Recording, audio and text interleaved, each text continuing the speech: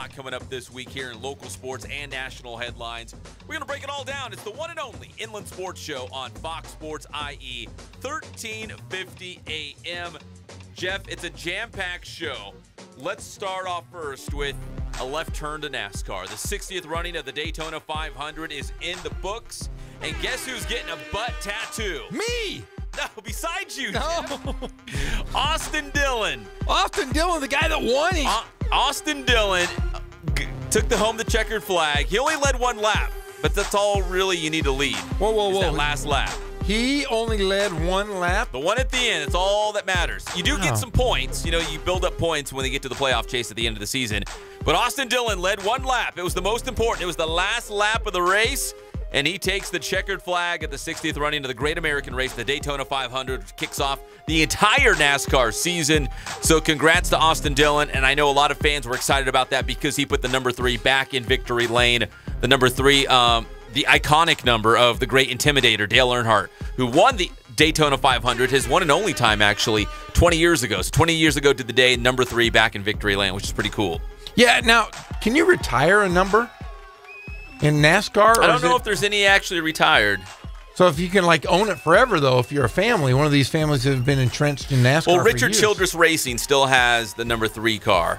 So now it's just Austin Dillon's turn to pilot it. The paint schemes change, the sponsorship changes, all that kind of stuff, but it's basically the same team, the same ride. Isn't he a grandson, though, of Childress? The grandson of Richard Childress, yeah. That's right. True, yeah. Hey, look at me. Look at me. Look at you. Yeah, oh, yeah. NASCAR, Boom, Jeff. ping, ping, ping, ping, pong, pong. I know it all. And Danica Patrick, Jeff, get this. What? We're not going to see her at Fontana. What do you mean? That was the only reason I wanted to go to Fontana. I wanted to see her shortness. Yeah, Danica Patrick, that was her last NASCAR race. So she's done with stock cars. She's still going to race the Indy 500 in May. But that was her last NASCAR race, and she wrecked. She didn't even finish. She finished, 101 laps. Wasn't she was an open wheel racer before, though, wasn't she? Yeah, there's a big distinction between open wheel and stock car. Look at you, Jeff. Yeah, blowing your mind. Game up. Yeah, baby. So, yeah, the Auto Club 400 is March 17th in Fontana, and we will not see Danica Patrick, but we will see Austin Dillon and his new butt tattoo. True story. I guess he went out there. He won the Daytona 500, so he and all his teammates, they all went out and got tattoos, and apparently reports are saying that he got the word champ underneath the word Daytona 500 on his butt. On his cheek? On his cheek. Yeah, that would hurt. I have a tattoo. You do? I do. I don't think you've ever showed me. You want to see it? I don't know. Where is it? No, I have it on my back. You do? Yeah. Like at the bottom of your back? Like no, not a tramp stamp or whatever they call them. No. I have my entire back is covered. No. Yeah, my entire back. Wait, let Greg and I try to guess what you got. Hey, go ahead. I'm going to say... An eagle. An eagle? An eagle. I'm going to A beagle. I'm going to say it's Chewbacca dunking a basketball. No, that's a good one, though. Right? I would do that. No, I got to tell you this one, though. I have one of my son's name on my back. I have the first one. I still owe the other two. Have I ever told you this story about? No. Listen to this. So I got it. I got Connor's name tattooed on my back. So I'm swimming around a swimming pool. That makes sense. In Las Vegas, right? Uh-huh. And I'm enjoying myself. I'm with my buddies. I'm with Mark Gard and the head Justin basketball and coach Norman, at Hoopa Valley, head basketball coach at La Sierra. and Hatch was with us too. So yeah, Former head coach. Yeah. Okay, so we're floating around, and this gentleman comes up to me and goes, "Hey, can I buy you a drink?" And I said, "Well, what? Can I buy you a drink?" I said, "Sure, anybody can buy me a drink. I don't care." And then he said, "Who's Connor?" And I said, "He's my son." And I said, "Are you still buying me a drink?" And he said, "Sure." And so then I realized my buddies go, he's hitting on you because he saw the name Connor on my back. Your son. Yeah, so he bought me a nice beverage. We sat and talked. Then I left. So yes, that's what happened. I got hit on by a dude. So where are you gonna put Johnny? I'm gonna Fast Johnny and Luke. I'm gonna put Fast Johnny right underneath him, and then Luke. Luke's in a whole different ballpark. I'll put him somewhere because you know what just hit me? What? In another moment of radio gold, we should do it live on the air. I would do it if we got to get a tattoo artist. Bring a tattoo artist in here and have him do it while we're on the air. I want a prison artist. I want a guy with I want a battery one of those batteries, a couple wires, and an ink pen. I want somebody to come in and just give me tetanus and yeah, I wouldn't mind doing it. If somebody was really good, somebody wanted to give me a tattoo, it kind of has to match what I have, though. Yeah. Same font. Same font, same everything. Yes, I'd do it. That would be cool. Except you guys would all have to see my back. Yeah, we would. All of us. I have to shave Everybody. It would be live on the air, too, right? I would do it. I'd do it. Greg, are you tatted up at all? Nope. Yeah, I'm clean, too. I'm a wimp. I couldn't do it. I'm a grown man. And I got tattoos all over me. One tattoo. And it's literally like 3 inches wide. Well, maybe when we go out to the Yachto Club 400, you and Austin Dillon can compare. You can put your back up to his butt cheeks. I'm a champ. And you can do it. I'm a champ You're of some a champ, sort. too, yeah. I'm a champ. Didn't you win River Valley League or Ivy Valley or I won the Ivy League. Ivy League champs 3 times. See, you can get the word champ. Yeah, 3-time champion. Okay. That was my tattoo story. Austin Dillon, congratulations. Okay, You're winner of the 60th running of the Daytona 500. Hey, big baseball news. So, Troy Percival sent his son Cole Percival to the mound on Saturday. This past Saturday against Nebraska, and Darren Erstad, another former Angels great. Guess what? Cole Percival, who's been on the show, made his first collegiate start and won. 6 innings, 8 strikeouts. Cole Percival, the former Riverside Poly star, getting the win as UCR actually split the 4-game series with Nebraska and Washington State 2-2 over the weekend. Pretty good start. He's not a closer?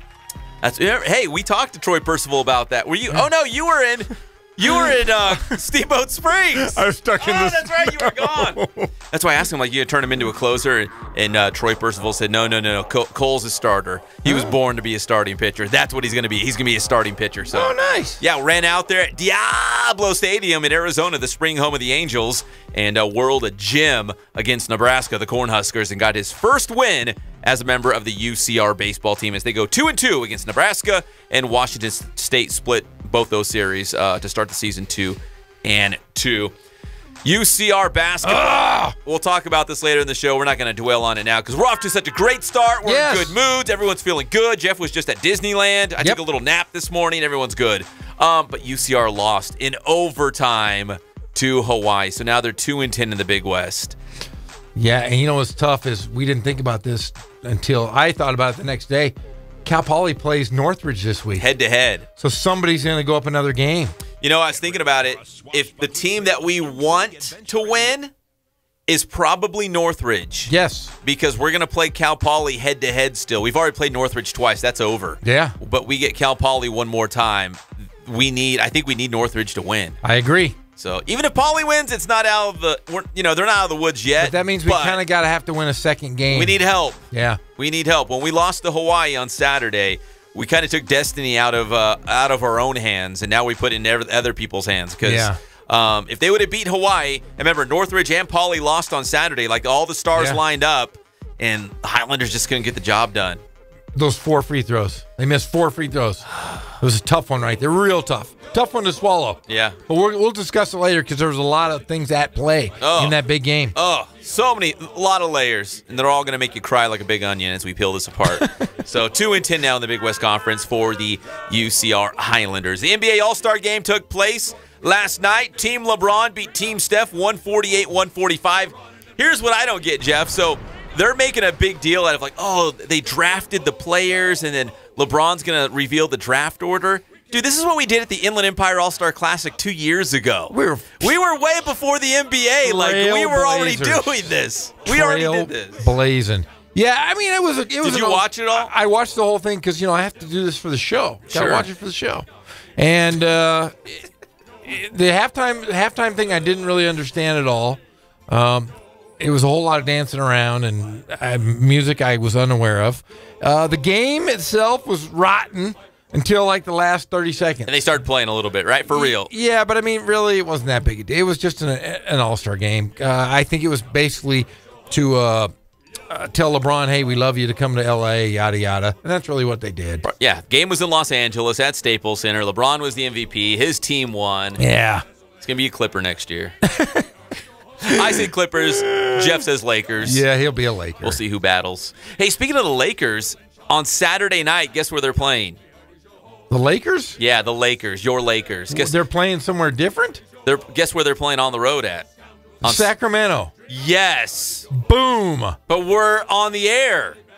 What? I know. Think about it. We're so close to seeing the Lakers and the Kings. How close we'll are be we? in Davis. Is Davis pretty close? It's probably, depending on traffic, 30 minutes. Oh, man. 40 maybe That's if there's heavy traffic. That's Lonzo's comeback. Did Is you it? see what he did at Puente Hills Mall this weekend? Wait, what? Whoa. Are you unaware of this? La Puente Hills? La Puente Hills. Jeff, Puente Hills You know Mall. what I did this weekend? No. I went to the movies and saw the new, is it Maze Runner? Oh, yeah. The I Maze can't wait Runner to see movie. that one. I saw the Maze Runner. I took saw my Black wife out to Panther. dinner Oh, look at twice. Wow. You took her out twice. And we did a UCR basketball game on Saturday night. We did.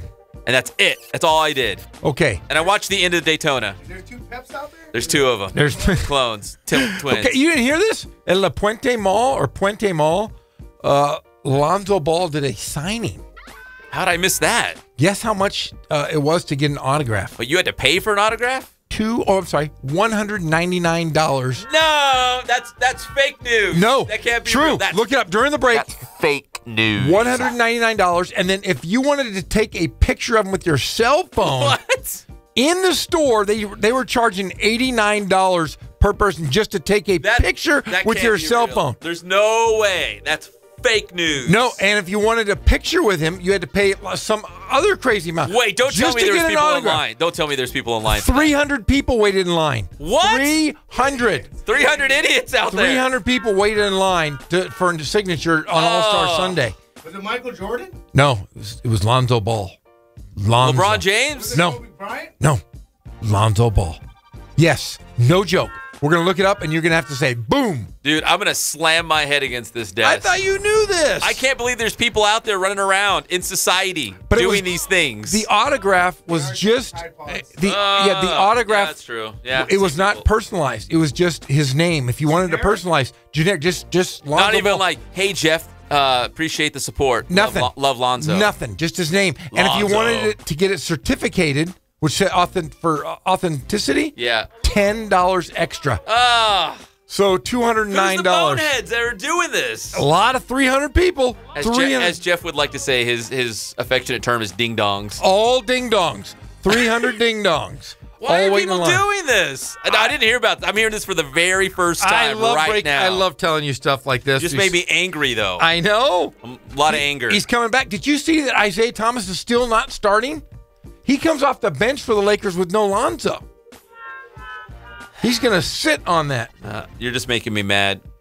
But I was hoping that we could somehow find a way to get over to the Lakers and the Kings on Saturday night, but I don't think it's feasible. No. No, but that would have been awesome because we're But, going to hey, be up there. Maybe we're staying in the same hotel as those guys. We could be. Wouldn't that be awesome? Because we're staying Saturday night, too. We're staying Hanging out Friday with night, Saturday night. Vince Carter, half man, half amazing. Oh, you're talking about the Lakers. Who does Vince Carter Vince play Carter for? plays for the Kings. He does? Yeah, he's still He's still around. alive? Yeah, he still dunks too. I thought he wants to play another year, they said. Did you hear that?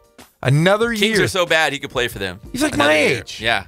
You could come back, Jeff. There's still time. Hey, I'm half man. I'm not half amazing, though. amazing. I'm not.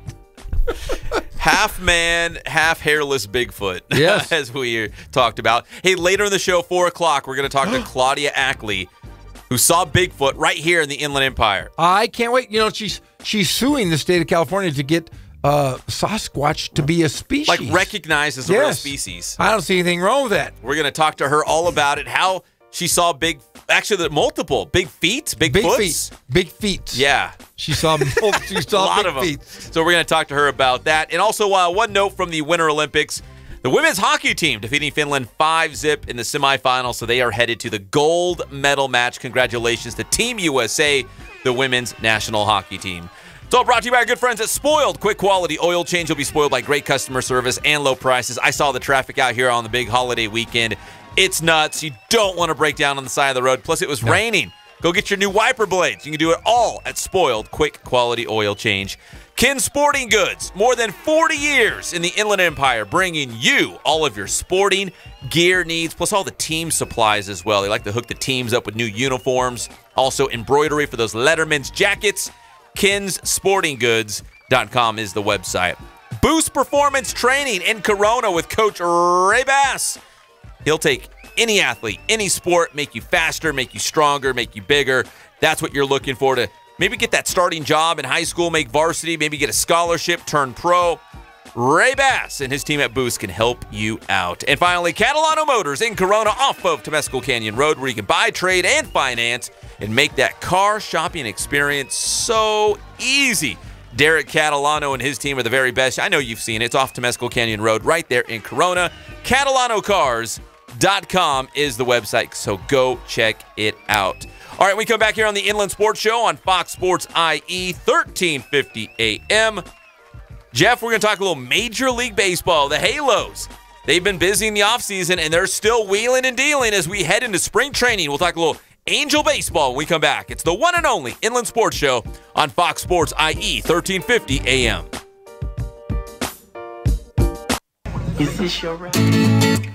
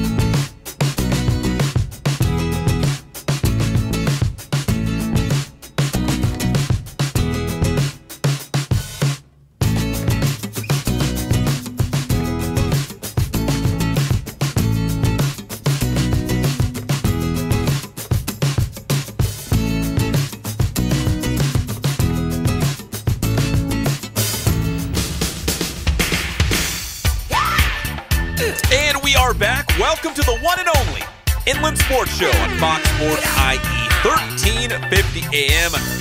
I'm Ben Fernandez. That's Jeff Gorham. Greg Holla holding it down, playing all the tunes. He always breaks out the good music.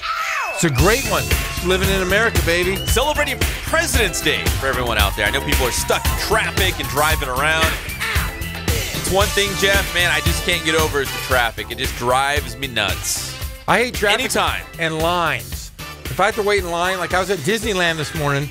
This morning? Yeah. Wait, already before the show? Already before the show. What are you doing out there? Yeah, the wife and kids wanted to go to Disneyland. We got the passes, so we went out and we stood in line for like 45 minutes at the Small World. And 45 minutes? And then 45 minutes on those. Because everyone's out of school and work. Everyone goes to Disneyland. Yeah. Right? It's nuts. And those rockets, those things that spin around, I refused to go on. So I just pushed Luke around while Smedberg and Fast Johnny went on the rockets to go in a circle? Yeah, I don't like those things. Yeah. I don't like spinning at all. Yeah, I don't like circles. I get motion sick too easily. Nope. I'll do the roller coasters just fine, but if you go in a repetitive circle, can't do it. Teacups, I puke. Yeah. I don't want to puke. Hey, you and I are the same guy. We are the same. We have. You know why? Because our inner ear is getting thinner as we're older. Did you know that? Is that what's going on? That's exactly what's going on. Dude, I guess you'd call it vertigo. Like, I get motion sick so easy now as I'm getting older. I'm like, I hate it. You have a very thin layer in your ear. Thinner than mine because your head is smaller. Is it behind the hammer or the anvil? What do they call it inside your inner ear? Your malleus, your stapes, and your incus. Your incus, malleus, and stapes. Those are your smallest bones in your body. Inside your ear? Yes. And that's what's going on? The thin layer between those or somewhere in those? It's right over by your incus and malleus and your stapes. Man. Yeah, smallest bones in your body. That's why you never should ever take allergy medicine. Did you know that? No. Anybody that's listening right now, never take allergy medicine. Paging Dr. Jeff. Do you know why? Why? It hardens your inner ear, and it makes you'll lose your hearing eventually if you are like addicted to those things. Really? Yeah, it hardens your inner ear. I had no Mind idea. blown. Look it up, people. Incus malleus stapes and the hardening of your inner ear from taking too many antihistamines. I had no idea. I'm here to save people. I am. Jeff is here to save the Inland Empire. I am. One person at a time. Yep. Now, if you could only save the Halos, I don't know if they need much saving, though. Oh, they got a good team. They got a really good team. They really bulked up in the offseason. We were talking about this last week with our friend Trent Rush. The fact that of all the teams in Major League Baseball, the team that made probably the most moves to significantly add to their lineup, you could make a case that it was the Angels. The Halos went out and they re-signed Justin Upton. He'll be the cleanup hitter. They brought in Ian Kinsler, Zach Cozart, the second and third basemen, respectively. They really shored up the infield. Like, this is a really good team. It kind of went over a makeover of sorts with Shohei Ohtani coming in. Anyways, they've made a lot of moves, and they're continuing to make moves. In fact, the position players, guys like Mike Trout, will officially report to spring training this week down there at Diablo Stadium. But the moves that they made, they're getting rid of C.J. Cron. First baseman. Got rid of him. Big guy, first baseman. He could hit a little bit. He had some power, DH'd a little bit. They sent him to the Tampa Bay Rays for a player to be named later. So C.J. Cron's gone. And people figured it was because, you know, Shohei Ohtani is going to be DHing quite a bit when he's not pitching. And now you have Albert Pujols who'll be playing first base. Yeah, and said he wants to play first base this year. So, I mean, that's a good sign that he's healthy. He's lost weight. He's ready to go. But they also signed another first baseman. They did. They went out. They made another move today. In fact, they made two moves today, Jeff. They signed Chris Carter. And if that name rings a bell, Chris Carter led the National League with 41 home runs for the Milwaukee Brewers just 2 seasons ago, 2016. So this is a guy that has a ton of pop in his bat. The thing is, it's a minor league deal. They don't even know if he's going to make the team like right now because they've got a logjam of really solid guys and very versatile guys that can play different positions. Well, it's good in the sense that if they do sign him and he does make the Major League Ball Club, they only have to pay him $1.75 million if he makes the big league. So that's not a lot of money if you're thinking about it. Good deal. And he's a good backup first baseman. He is a one-trick pony, though. He can only hit home runs. Yeah. But, you know, he's all or nothing, like home run or strikeout. Like he's all or nothing. You know, last year he played with New York, and he didn't do, you know, he only batted 201. But, you know, like I said, 2 years removed, he hit 41 home runs. The guy has some pop in his bat, which could help the Angels as well in that lineup. You can change Trout around if you have a guy in that lineup. You can keep him at the front of the lineup. Yeah, I'd keep him at the 1 or the 2 spot. Now you've got a middle of the lineup that looks like Ian Kinsler, Justin Upton, Shohei Ohtani's going to be somewhere there in the mix. Maybe a Chris Carter if he's going to at least not strike out too much and add some pop in that lineup. I mean, that's not too bad there. So we'll see if Chris Carter can actually make the team and find himself a spot, maybe that big bat off the bench. But I remember covering him when he played for the Stockton Ports because he came up in the Oakland A's organization. And I remember back in the day spending many long nights in the California League seeing a guy named Chris Carter, and everyone's like, man, he's going to be legit. He's going to be really good. And he was. He strikes out a lot, but he can definitely hit. I mean, he led the National League in home runs. He hit 41 bombs for Milwaukee in 2016. So he's a guy that can definitely play. And the Angels, again, not being complacent. They're still continuing to fine-tune this roster. Again, adding Chris Carter, trading away C.J. Cron, and they added a 4th outfielder today, Chris Young. Chris Young's a veteran guy. He's played in a lot of different places. He's not going to start because they might have the best outfield in baseball right now. Yes. When you look at Justin Upton, Mike Trout, and Cole Calhoun, that is a solid outfield. But you need that 4th guy to maybe he can play different, the corner outfield spots. Give these other guys a break once in a while. Chris Young, it looks like he's going to be that guy. Again, Chris Carter would be awesome, but he doesn't play outfield. He's got to play first base. He's got to DH. So Chris Young's probably got a spot on the teams for the simple fact he's an outfielder. But Chris Carter trying to DH and play first base. Shohei Ohtani, Albert Pujols, Luis Valbuena's on the team as well. I mean, Chris Carter might be the odd guy out, but that's why you go to spring training and see who's going to actually make the big league team. So a lot of moves. And then the Padres made maybe the biggest splash in the offseason outside of Shohei Ohtani and the Halos. They brought in Eric Hosmer, and he's going to be the richest Padre ever. 8 years, $144 million. And I would say he's good, but I wouldn't say he's great. He reminds me of, Jeff, and you're kind of a baseball guy, Jason Worth. Yeah. Remember when Jason Worth was on the Dodgers? Yeah. And then he went to the Washington Nationals, and he got this huge, crazy contract. And don't get me wrong, Jason Worth is good. But is he great? Is he like one of these top-tier, like borderline Hall of Famers? Is he an Albert Pujols? No. And that's where I think that's where Eric Hosmer fits in. He's really good, but he's not great. Is he going to revolutionize and change the Padres?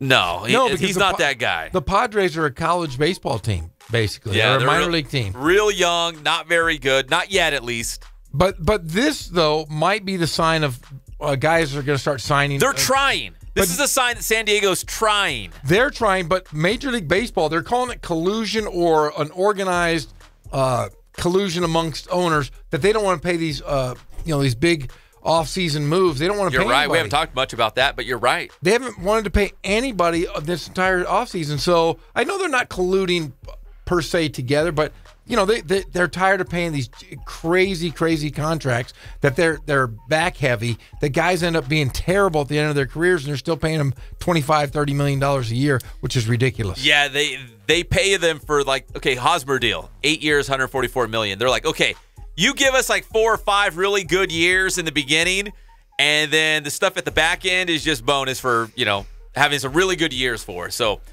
we'll see if Hosmer can step up. Right now, he's swimming around like Scrooge McDuck, right, in those huge vats of money, gold. That's what I would. You know what I would do if I was rich? I would not invest my money in the stock market. Gold, baby. Gold bullion. I would. I'd just walk around with gold bars in bags. Just or walk around. Invent an allergy medicine that doesn't mess up your ear. Do not take allergy medicines. It hardens Dr. Gorham. It hardens your incus malleus and stapes. And nobody wants How that. did you figure that out? I took anatomy and physiology. Look at this. Yeah, and then I have a wife who's a speech therapist. So she tells me all these things, don't take that. And I said, well, I know how to talk. She goes, but you might not be able to hear later on, so I don't take it. Yeah. Good point. Is there another tidbit that we need to know besides that? Any medical advice from Jeff? That could be a running segment on this show. Ask Dr. Jeff. Nope. I don't know anything else. That's Jeff, I got about a bunion. What should I do? A bunion. Shave it off. Oh, that's painful. Ice that baby up and just shave it with a big Bowie knife. Did you ever get bunions playing basketball? I feel like that's a basketball but I had injury. ingrown toenails like you wouldn't believe. And I remember one time I had to go to the doctor, and the guy goes, "Hey, we're gonna pull your toenail off," and he cut it out, pull off my whole toenail. That jerk. I was walking around in Birkenstocks for like 2 weeks. People were like, "Look at that guy! Look at that hippie!" Oh. I'm like, "No, I'm just wearing Birkenstocks." But you around. battled. You made it through. Yeah, perfect feet now. I have feet like Jesus. They're soft, supple, and they're perfect. They are. And you're performing miracles every day. They do. Right on the show. Yeah. I turn water into Kool-Aid. I'm not a wine guy, but I can turn it into Kool-Aid. 2 cups of sugar and some Kool-Aid. You know how much sugar is in Kool-Aid? Yeah, I love it. Not to mention soda. And I love sweet tea, like not to mention sweet tea. Are you a sweet tea guy? I love sweet tea, but if you show me how much sugar is going into it beforehand, I'd probably be like, oh, I better not. I can't drink tea. You know what it tastes like? Rusty water to me. No, man, sweet tea? Sweet tea's that's it's too the best. sweet. That's too sweet. Oh, I like sodas and coffee with creamy sugar, though. yeah, you do. I do. Yeah, you kind of came on strong with the coffee, I think thanks to me. Yeah. I Because wasn't a coffee guy. We got into football season. I'd get you one of those really chocolatey, creamy drinks. And I'd be up all night. From our favorite coffee place. You'd be like, I don't know, get me whatever. And like, I don't think you were real strong in the coffee game. And all of a sudden, we're putting in these late nights here for Inland Sports and our football show on Friday nights. And all of a sudden, Jeff is like pounding coffees right and left. Hey, there's nothing better than being awake at 4 o'clock in the morning. There's nothing better, right? Well, your wife probably appreciates it if Luke's awake. Yeah, I don't do much. But no, when I get up in the mornings, though, I get a quick cup of Joe. I feel great. And then about 10 o'clock, I hit the wall. And then I just have another Get cup of another Joe. one, right? There we go. Number 2. Yeah, I'm into it now. I'm into it. Thanks there, Pep. All right, when we come back here on the Inland Sports Show, we're going to talk about the NBA All-Star Game and also, more importantly, everything else that happened behind the scenes there because the commissioner, Adam Silver, was speaking. Kobe had this rumor about going to the Bulls. Did you hear about this one? No! We got to talk about that. That's not real. That's fake news. Super real. And then at 4 o'clock, Claudia Ackley. She Can't wait. spotted Bigfoot up near Lake Arrowhead. We got Claudia live on the show, 4 o'clock. It's the one and only Inland Sports Show on Fox Sports IE, 1350 AM. Brennan, I can't even make eye contact with you right now. Your voice is like a combination of Fergie and Jesus. Inland Empire sports fans turn to the Inland Sports Show. You talk to the radio? On Fox Sports IE 1350 for breaking news. Exclusive.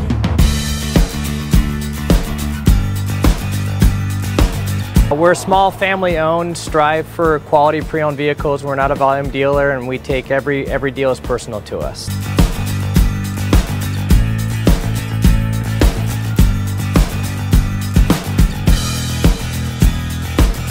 We're a low-stress environment. We're not a pressure sales house. If you want to shop us, you're more than welcome to shop us. We have, like I said, great rates, competitive financing, a lot of one-owner, clean Carfax, clean title vehicles. As you see, we have Carfax everywhere. That's most important to us, to educate our customers before they make a purchase.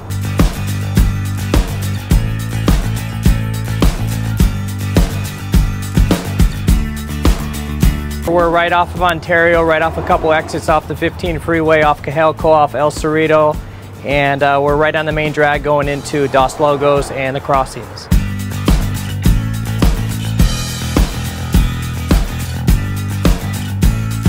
We have great financing, we have great lenders that we're using. We do buy, sell, trade, cash for your car. Whatever we need to do to help accommodate the customer, that's what we're here for.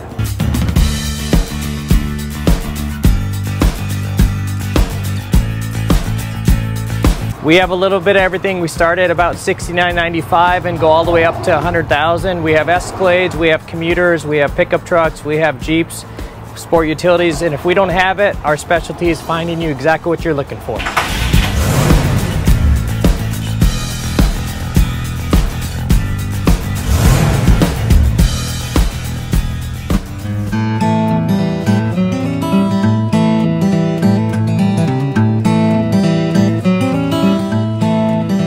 Focus on the customer here.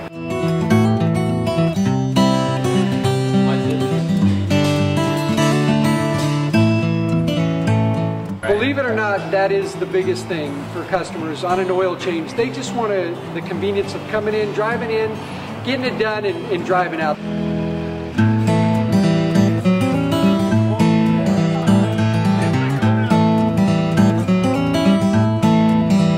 Just greet them, get them going, and they're done in about 10 minutes or so.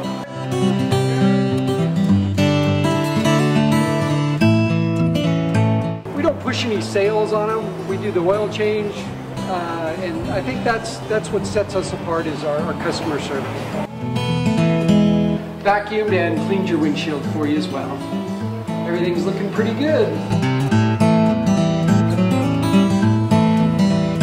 You come into us one time, believe me, we'll spoil you and you'll be ready to come back the next time.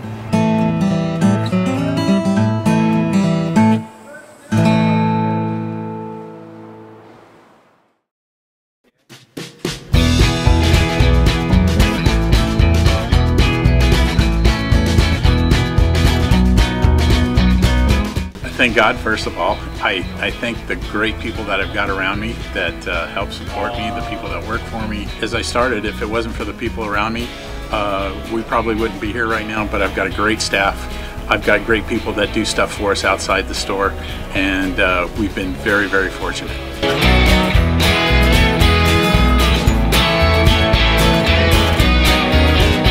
Our service is impeccable, and we just keep trying to get better every year.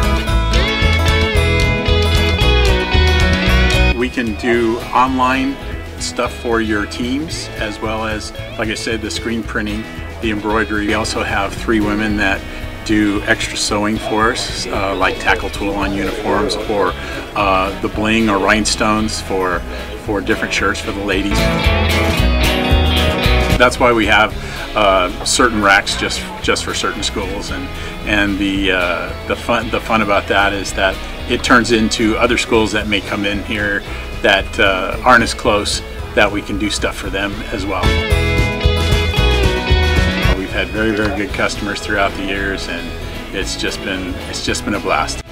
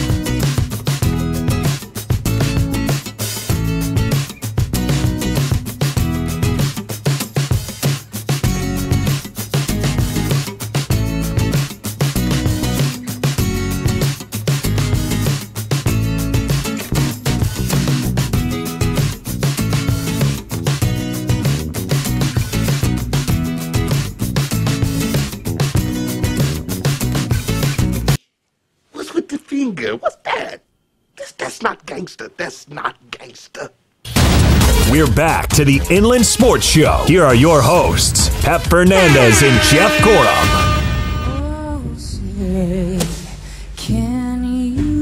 Oh, I forgot to take my hat off. Hand over my heart. Take my hat off.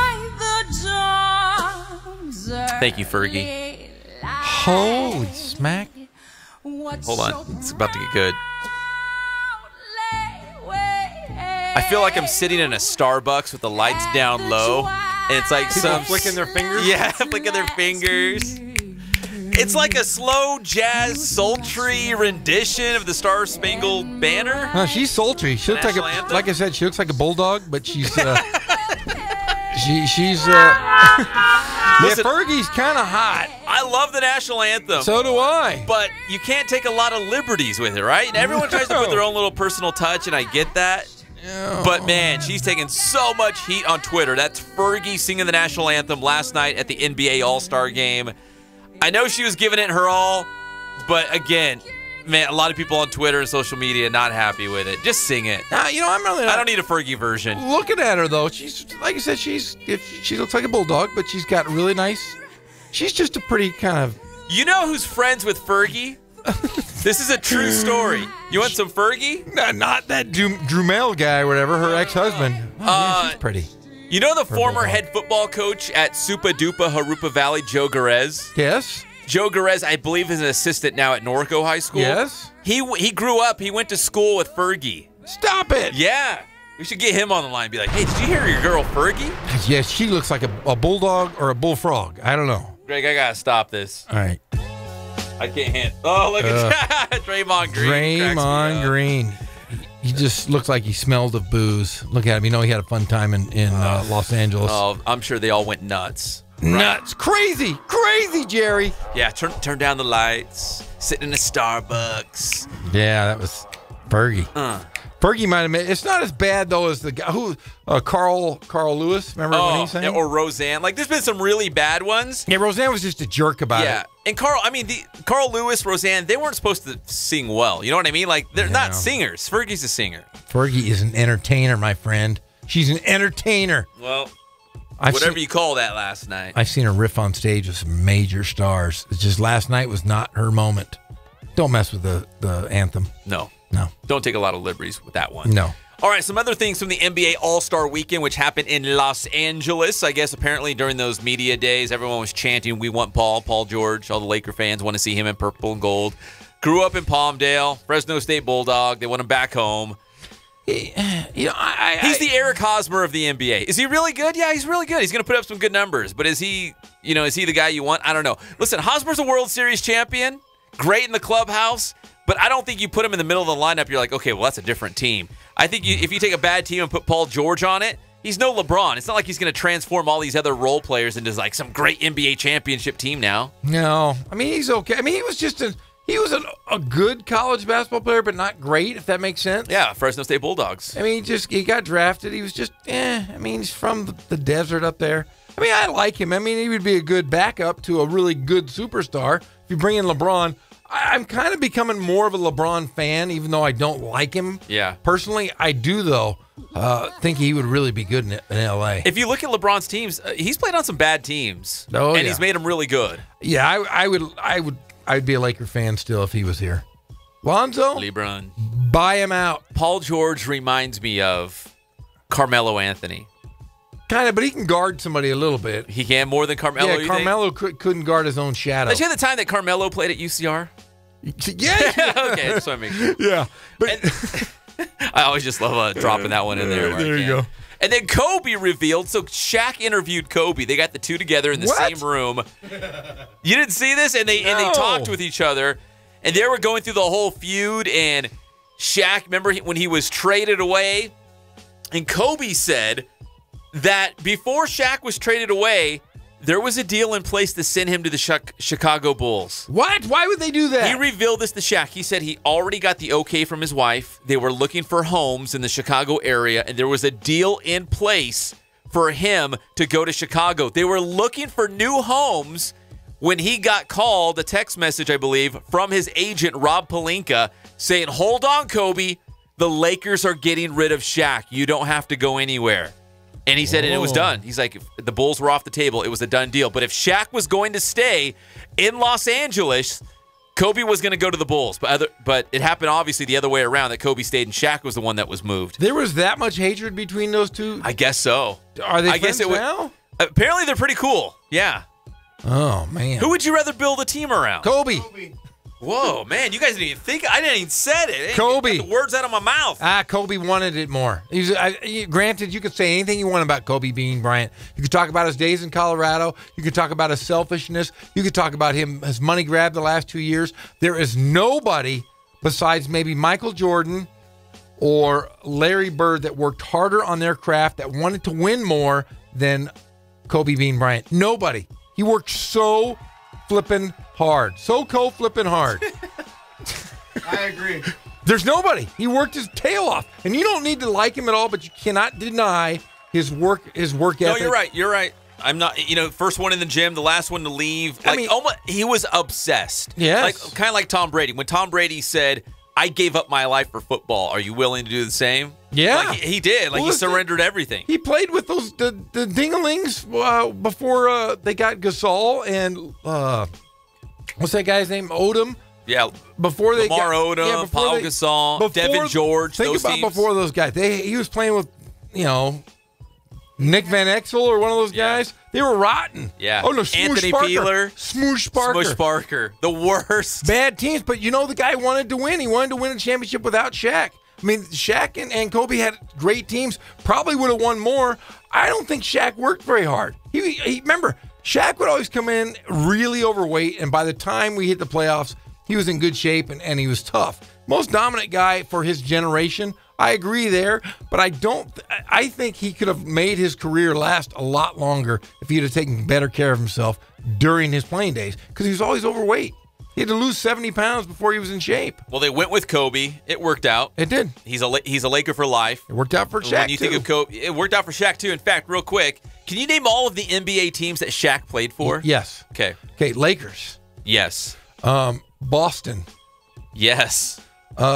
Phoenix. Yes. Is there another one? Oh, there's 3 more. Who did he start with? Breaking down all the backcourts. Orlando. Miami. That's where he was traded to. He traded to Miami. One more. There is one more. Don't forget about these guys. The Land. The Land. Oh, he was in He Cleveland. joined LeBron. He played with LeBron James. He didn't win with LeBron.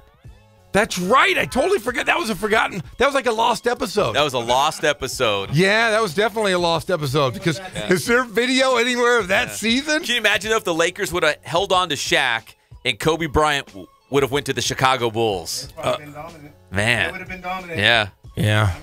Actually, we would have had Bulls-Cavaliers battles in the East between Kobe and LeBron. That would have been kind of fun. But wowzers. I totally forgot he was with Cleveland. Oh, some great years. His heyday. That's terrible. I'm just kidding. No, he was bad. Orlando, Lakers, and Miami, and then after that, he faded off into oblivion, just bounced around. Yeah, he was in Boston. He was rotten. Hey, one other thing from the NBA All-Star Weekend as we wrap this up. So, the Commissioner Adam Silver hinted at the fact that they might move away from conferences where you take the top 8 from the East and the top 8 from the West. You play the playoffs, and the winner from the East plays the West, right, for the NBA final in the NBA Finals. Take the top 16 teams overall and smash them all together and have just one big playoff format. Kind of like what we have here in the CIF Southern Section. You take the top 16 and let them play down to the final 2. Can't do it.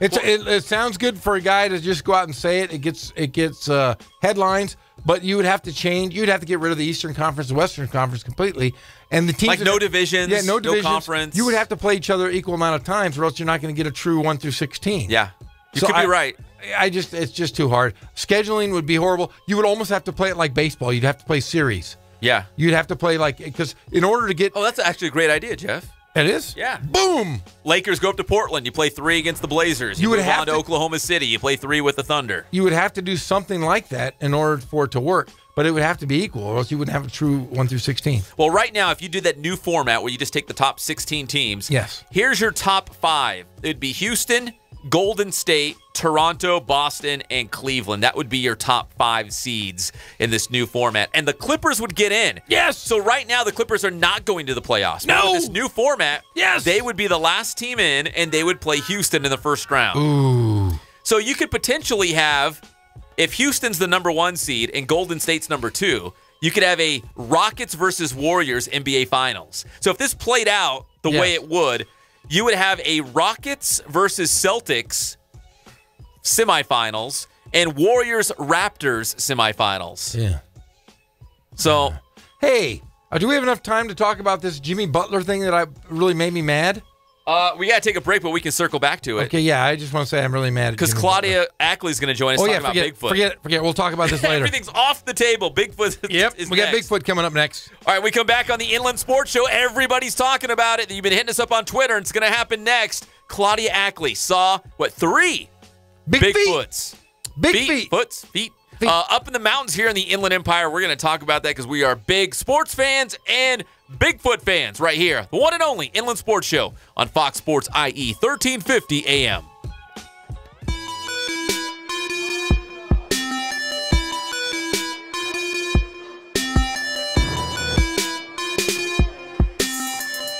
I played once upon a time at Centennial High School. I was actually on the first ever CIF championship team back in 2000, and then my senior year we won it again.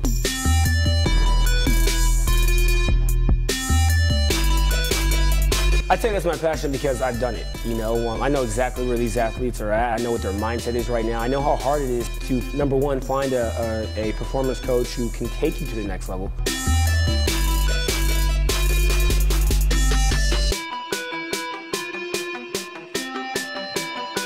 What sets us apart has to be, you know, how we work with our athletes and what we know.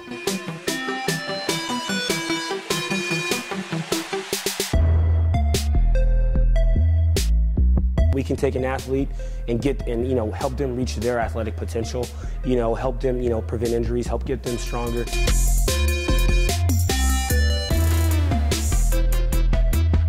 I know every single athlete who steps into this gym. I know exactly where they're at, and I'm going to progress them every week. If you're not getting results, then, what's it about? We're going to deliver something that's measurable, in terms of speed, power, strength, agility.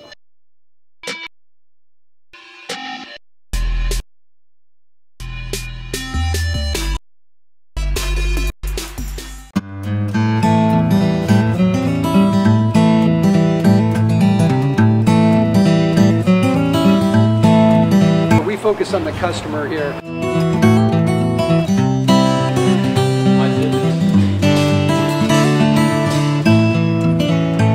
Believe it or not, that is the biggest thing for customers on an oil change. They just want the convenience of coming in, driving in, getting it done, and driving out.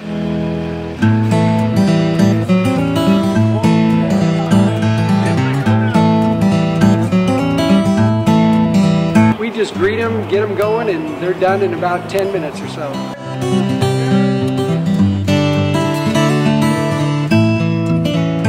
We don't push any sales on them. We do the oil change, and I think that's what sets us apart is our customer service. Vacuumed and cleaned your windshield for you as well. Everything's looking pretty good. Come into us one time, believe me, we'll spoil you and you'll be ready to come back the next time.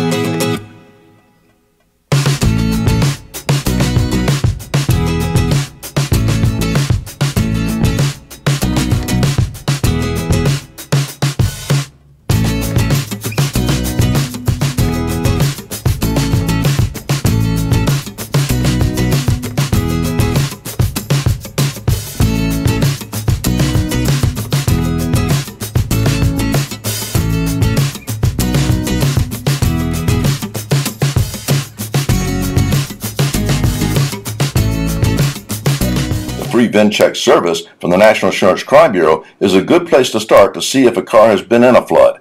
Go to www.nicb.org to check it out.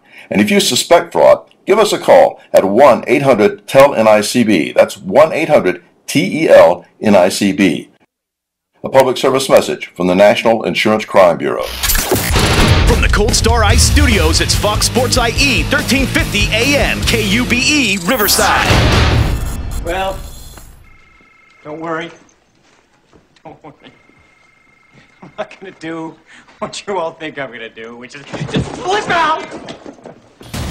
We're back to the Inland Sports Show. Here are your hosts, Pep Fernandez and Jeff Gorham.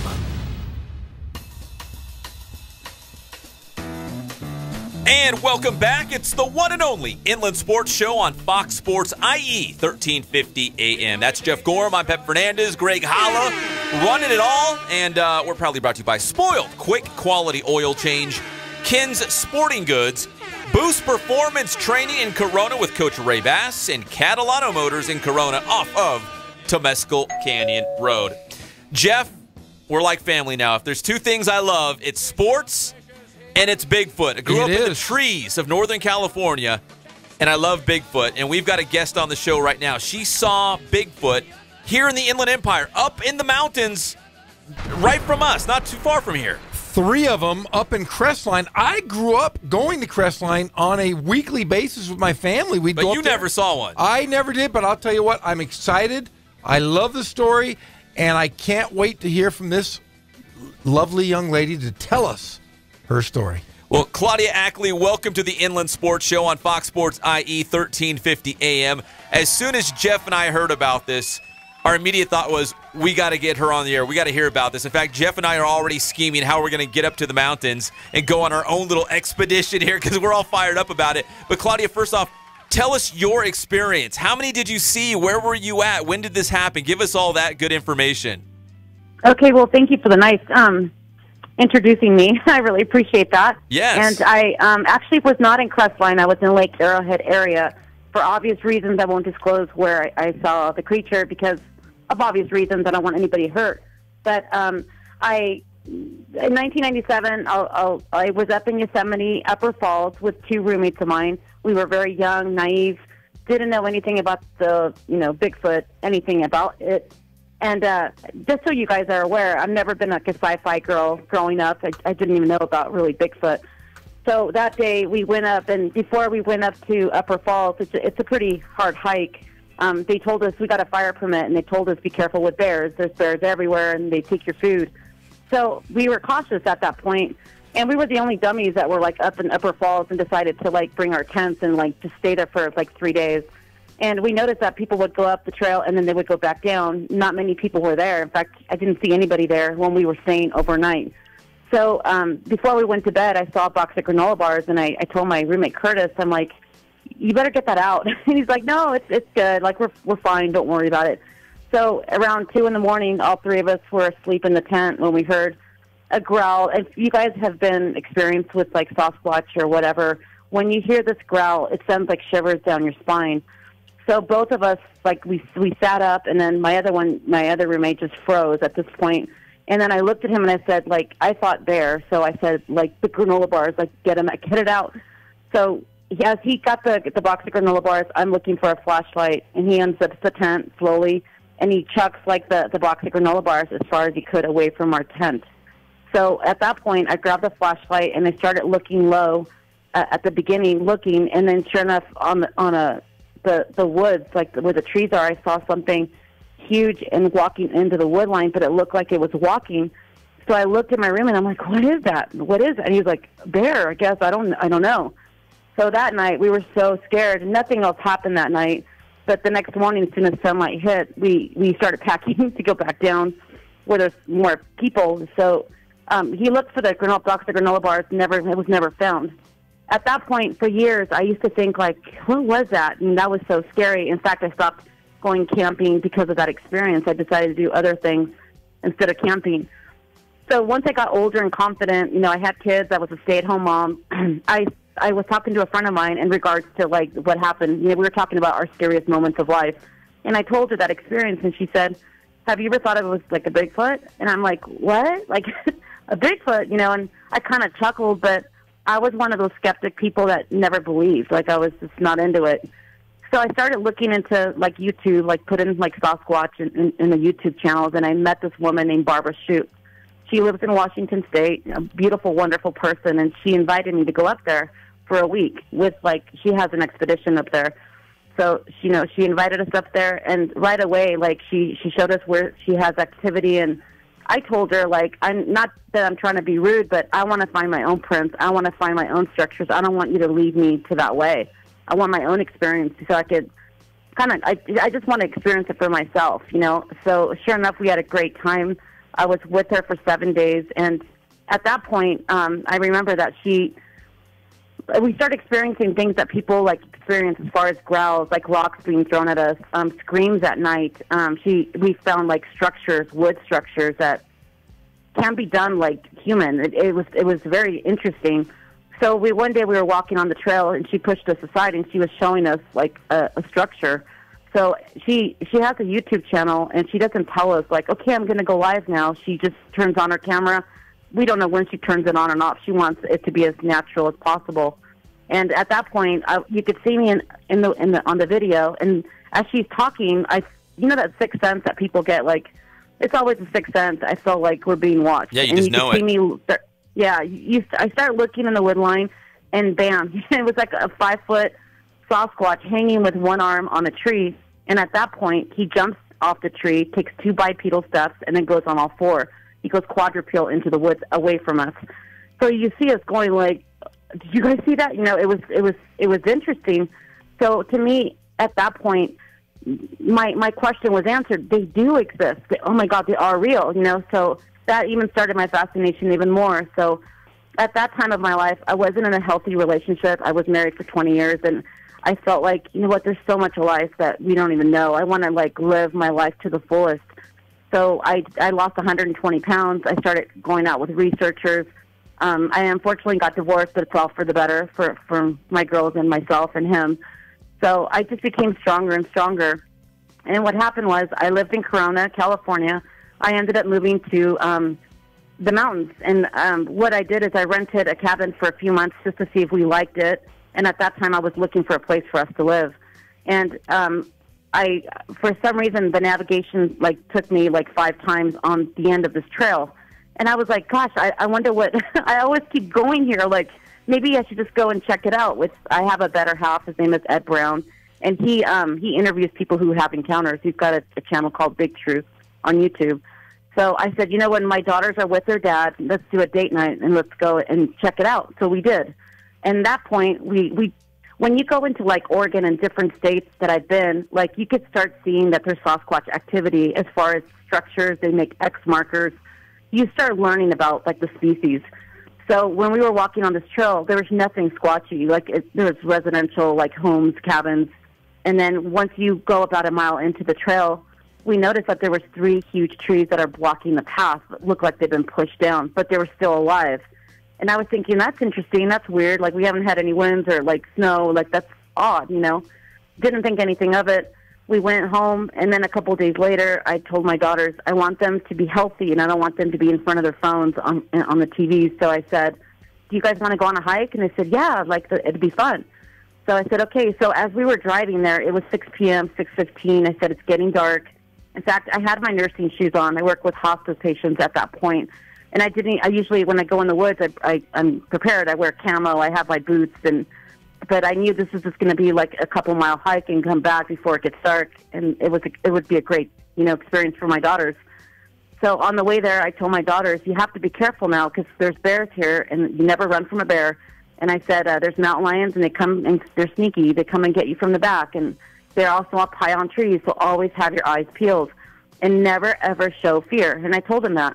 So we got there. They were rolling their eyes going, okay, Mom, okay, So we go to the first tree where it's been pushed down. They're jumping on it, having a great time. But at this point, my daughter's videotaping the entire trail, our walk. She likes to post things on Snapchat. So what happened was my youngest daughter was in the front, my middle daughter's in the middle, and I was in the back because I want to protect them and keep my eye open for them. And I could see that on the third, right before we hit the third tree that's been blocking the path, I took a picture of my daughter. And then my dog froze at one point. Didn't really think anything of it. I took a picture. We continued walking. At that point, my youngest daughter, I see her turn her head from left to right. And then she freezes but as she's taking a step, she freezes. So in my mind, I'm thinking, oh no, she sees something. So at this point, I'm walking. I don't say anything. My middle daughter, she catches up with my youngest daughter, and now she's frozen. So then at that point in my heart, I knew, okay, I don't know why, but I thought of a bear. They're in front of a bear. So what I did is I ran as fast as I could in front of them. And as I'm running behind them to go in front of them, my youngest daughter turns around just to see who's coming. And she was so scared, like I've never seen that expression on her face in her 11 years of life. And I'm running still, like, in front of them. At that point, I'm 20 feet in front of them, and I look, and bam, he was right there. And I looked at this creature, and even though you know about them and you know that they exist, you're never prepared for it because he was enormous. Like, one of our heads he was about 3 of our heads. And at first I'm thinking, I'm asking my daughters, do you see a head? Do you see shoulders? Do you see his eyes? Like, I'm trying to figure out, are you seeing what I'm seeing? Type thing. And then they start panicking. They start saying, my oldest daughter kept saying, Mom, Mom. And my little one's like, I want to go home now. She's panicking. And in the medical profession, they train you when people are experiencing like something scary or traumatic, you want to control your environment. And I turned around and I looked at them and I said, stop. Like, you need to stop. You need to calm down. Do not run. Do not talk. Just listen to me. I felt bad being stern like that. I'm not usually like that with my daughters. And they were able to contain themselves. And at that point, I looked at him, and I don't know why I did this, but I raised my hands up and I go, like, we come in peace. Like, I didn't know what else to do. And, as I'm looking at him, they have language, and people have heard when they're Sasquatch and they feel that there's Sasquatch around, they hear the word whoop. So I whooped at it, and at that point, he turned his head and just stared me down, and I'm staring at him. So I told my daughters, I want you to just very calmly turn around and start walking away. So at that point, they turn around, and my little one almost starts to run. I said, don't you dare run. Don't you dare run. So we start walking away from him, and then I turn around to him, and I said, I don't know why I said this too, thank you for showing yourself. And as I'm, like, walking away, just praying, please don't, like, get near us, please, because I will do anything I can to protect my daughters. At this point, if there's... So, Claudia, do you think they understand you? Do you think they know English? I mean, do they think...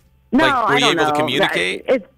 I don't think so. No, but I mean, I was saying it just maybe to calm my own self down, because it's so like it's so surreal when you're looking at something so enormous. And just let me describe what he looked like. He looked like a Neanderthal face, and he had big human ears, like human ears, and he had hair all over, and it wasn't well groomed, it wasn't well kept, and he had solid black eyes, huge, enormous black eyes.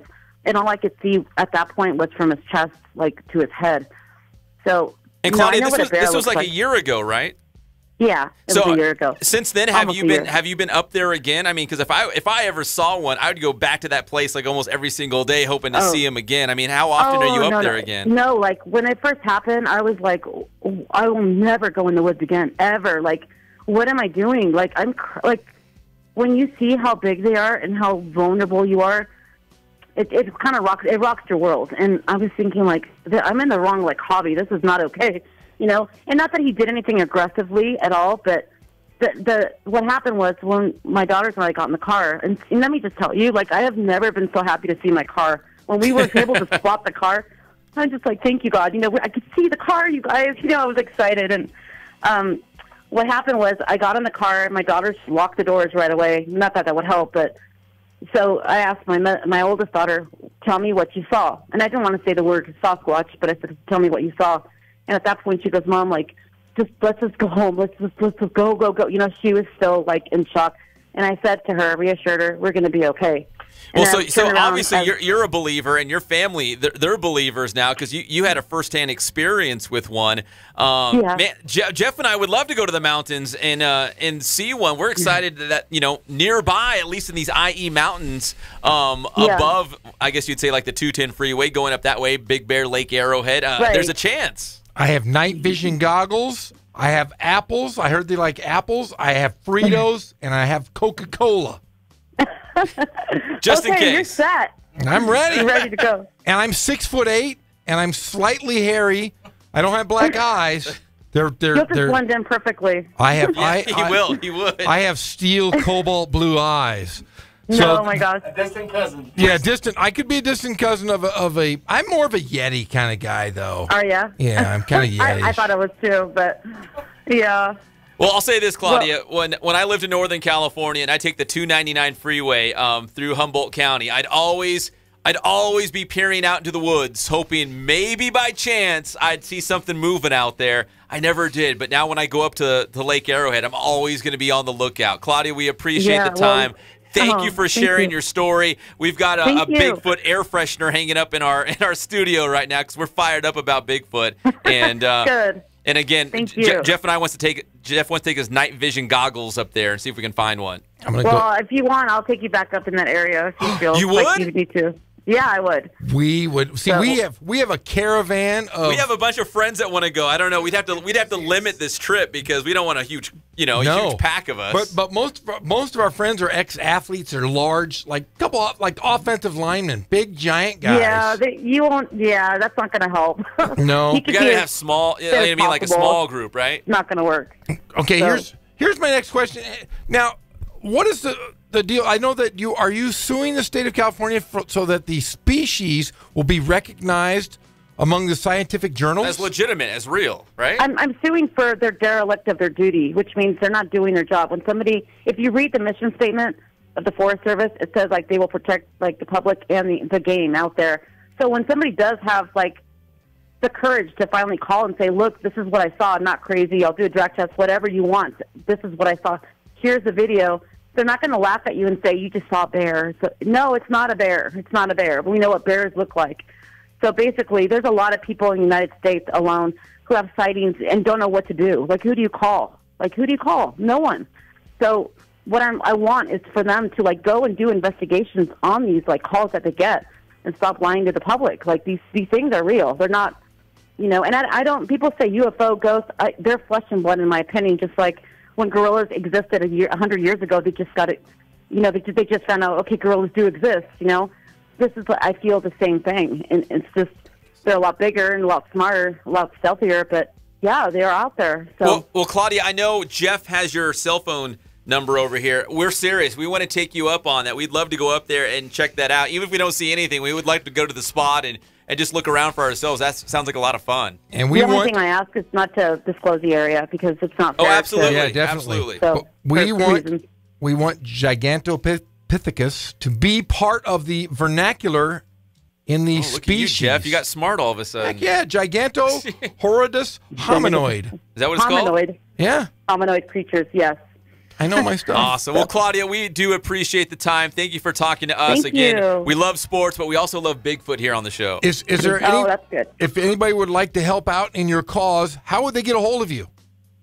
I'm not doing this for the money or the fame. Honestly, I'm just doing it for public awareness, and I got everything else taken care of. But thank you. I appreciate that a lot. Well, thank you, on Claudia. Facebook, so I appreciate that. My heart is in it just to help people, and people near me, they understand. So people can laugh all they want, but it's not all fun and games when you're face to face with them. It's scary. So it's not, they're not all bad. I'm not saying they're all like cannibals and we're all going to die. No, I'm not saying that, but there are some bad clans, I believe. So. Well, my dream is to see Bigfoot, and I thought when I moved to the IE it was over, leaving the woods of Northern California, but you have given me new hope as I want to go up there towards Lake Arrowhead and see what we can find. I wanted to say something really quick. Yes. Before I did this, I put a cardboard sign out there, and I said, if anybody's experienced anything or seen anything unusual on this trail, please contact me. There'll be no judgment. I left my phone number, not my name, just my phone number. And that way, I have 4 people that contacted me with experiences on that trail. One of them had an actual sighting of one on that trail. Didn't know who I was. And I asked them questions. They didn't ask me questions. So it's not just me. There's a lot of people that have sightings in the whole Big Bear area. So. Well, we're fired up about it. And Claudia, thank you again for taking a couple minutes to talk to us here on the Inland Sports Show. No, and if there's any updates, let us know. I will. Thank you, guys. Thank you, Claudia. Your kindness. Thank you, Claudia. Take care. Okay, bye. Bye-bye. That's Claudia Ackley. Spotted several big feet up there in the Lake Arrowhead area. When we come back here on the Inland Sports Show, we'll talk a little bit more about Bigfoot. Gigantopithecus. What if you play sports at Lake Arrowhead High School, or Rim of the World High School in Lake Arrowhead, and you're up there just minding your own business, and boom, you're on the football field, and out comes Bigfoot. Do you know right behind? Could happen. Right behind Rim of the World High School, there is a campsite called Dogwood. It's a California State camping. It's right behind the high school. It could be there. We should go camp up there. It could be there. We should go on a camping trip up there and hang out in Dogwood and go on a search for squats. You better watch out, you Scots at Rim of the World. He could be in your own backyard right now. Scots, be aware of the squatches. Scots and Squatch. all up there in Lake Arrowhead. We come back here on the Inland Sports Show. Little high school basketball, and yes, we will talk a little more Bigfoot for the people out there. It's the one and only Inland Sports Show on Fox Sports IE, 1350 AM. I got enough to worry about.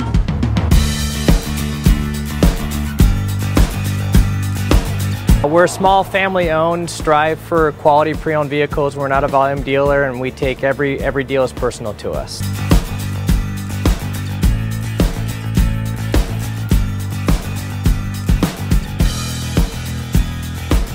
We're a low-stress environment. We're not a pressure sales house. If you want to shop us, you're more than welcome to shop us. We have, like I said, great rates, competitive financing, a lot of one-owner, clean Carfax, clean title vehicles. As you see, we have Carfax everywhere. That's most important to us, to educate our customers before they make a purchase.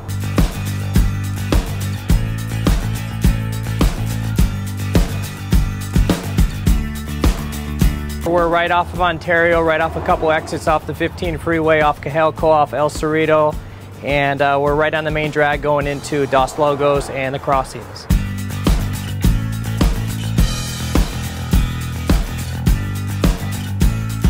We have great financing, we have great lenders that we're using. We do buy, sell, trade, cash for your car. Whatever we need to do to help accommodate the customer, that's what we're here for.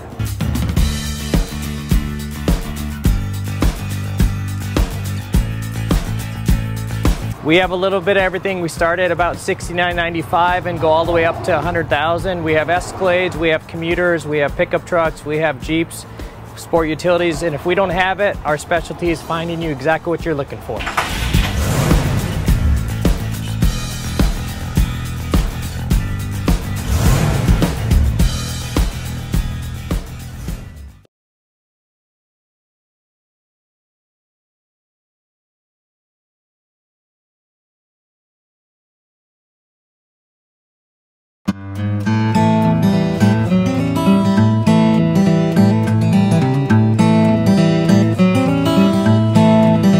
Focus on the customer here.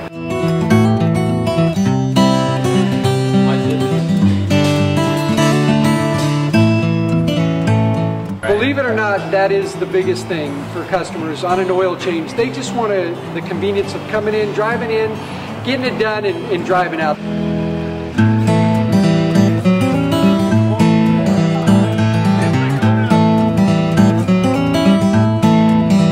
Just greet them, get them going, and they're done in about 10 minutes or so.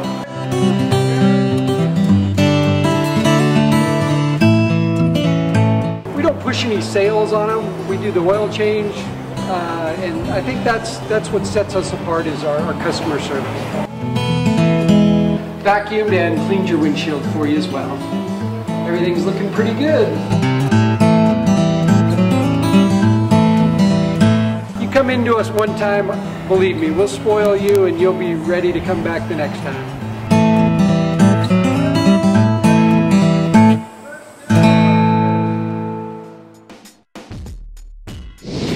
So how you guys doing? My name is Coach Ray Bass. We're here at the Boost Performance Center today, and here with the one and only Pep Fernandez, and we're going to go over a real basic vertical jump. All right, we're going to teach you guys the technique and its progression. This is a great drill for really any sports. Really emphasizes pure power production through the hips, and power is really important for basically any type of athlete, whether you're a football player, track, soccer, basketball. You know, we all want to be powerful, strong athletes, so we're going to go over that today. All right, so first things first, I'm going to have Jacob go ahead and stand with his feet underneath his hips. you want to have your toes pointed forward. You want your feet to be about hip width, all right? He's going to have his shoulders flexed, all right, in front of his body. So his arms up in front. Okay, now, the most important part here is what's called a counter movement. And what that is I'm going to throw my shoulders back into extension, all right? I'm going to flex my hips, all right? So the shoulders are going to be flexed, and the hips are going to, the shoulders are going to be extended, and the hips are going to be flexed, all right? And then we follow that up with shoulder flexion and hip extension. It's got to be really fast, all right? So right now, I'm just going to show you the first phase of that. So Jacob, I want you to drop your hips into flexion. I want you to throw your arms back into extension when I say go. Ready? Go.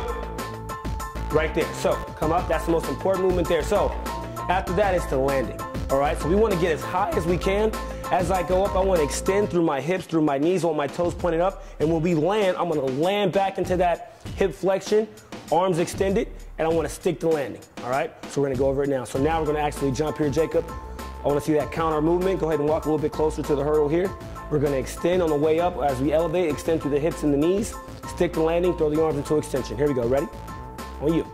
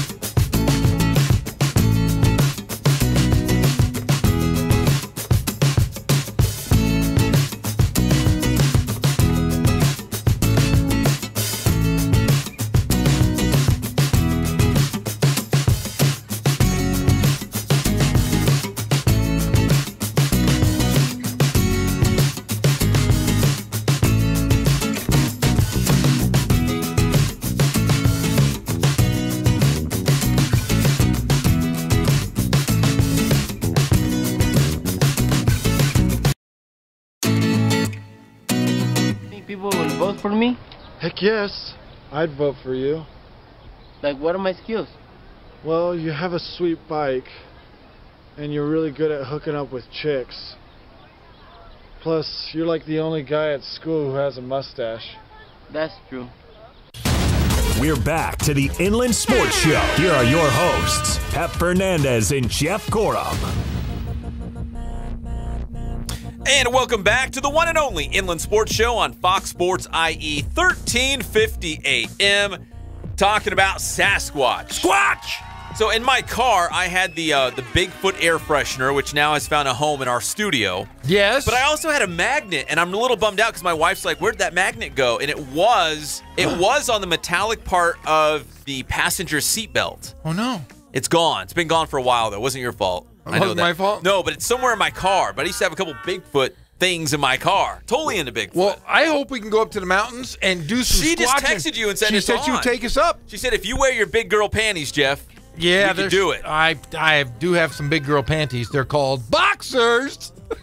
But you can't be scared. No, I barely. If she's listening right now, maybe she can text you this. But I'm curious if she thinks Bigfoot's nocturnal, because we're gonna have to stay overnight. We're gonna have to drink a lot of night coffee, vision goggles. marching through the woods at night. I'm gonna pee on you again, Pep. Again? I'm gonna pee on you, Fly.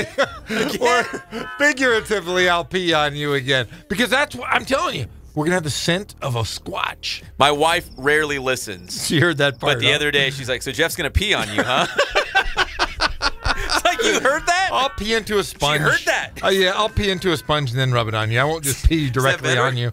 I don't know if it's maybe a little better. Oh. You don't have to actually see me peeing on you. Wait, so that repels or I don't is know. appealing to a Bigfoot? It's appealing to anybody. What are you kidding me? I'd rather just take Fritos and rub Fritos on me. You know, that's what we were saying. We'll get. I have a big Coleman tent. We all get in a tent, and then we put Fritos in a big circle. Isn't that what you said, Greg?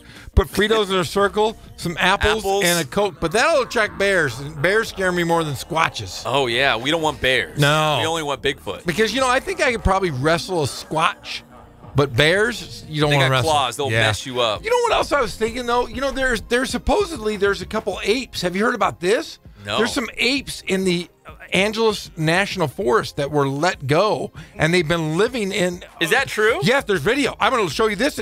Hey, I've been 100% right on a lot of things lately. You have? I have. And there's apes that have been going over the tops of these trees. It looks like Planet of the Apes. No. Yes. First Lonzo Ball and his. That was whatever right, he's wasn't doing. it? Yeah, Was you were right it? about Yeah, it that was. one. The Incas Malus and Stapes. Yeah, you were right about that one. Boom. And I'm telling you, And there's apes? There's apes apparently in the Angeles National Forest that were left. Somebody had them as pets, and they put them, and they've been in the forest. So maybe there's gorillas. So you're Maybe- saying Planet of the Apes is going to happen? I'm saying that would be awesome, but no. Can we just start with Bigfoot at least? I would love to see a Squatch. I'm That'd Squatch-like. be a dream come true. Yeah, I'm losing weight, by the way, after that picture you took of me.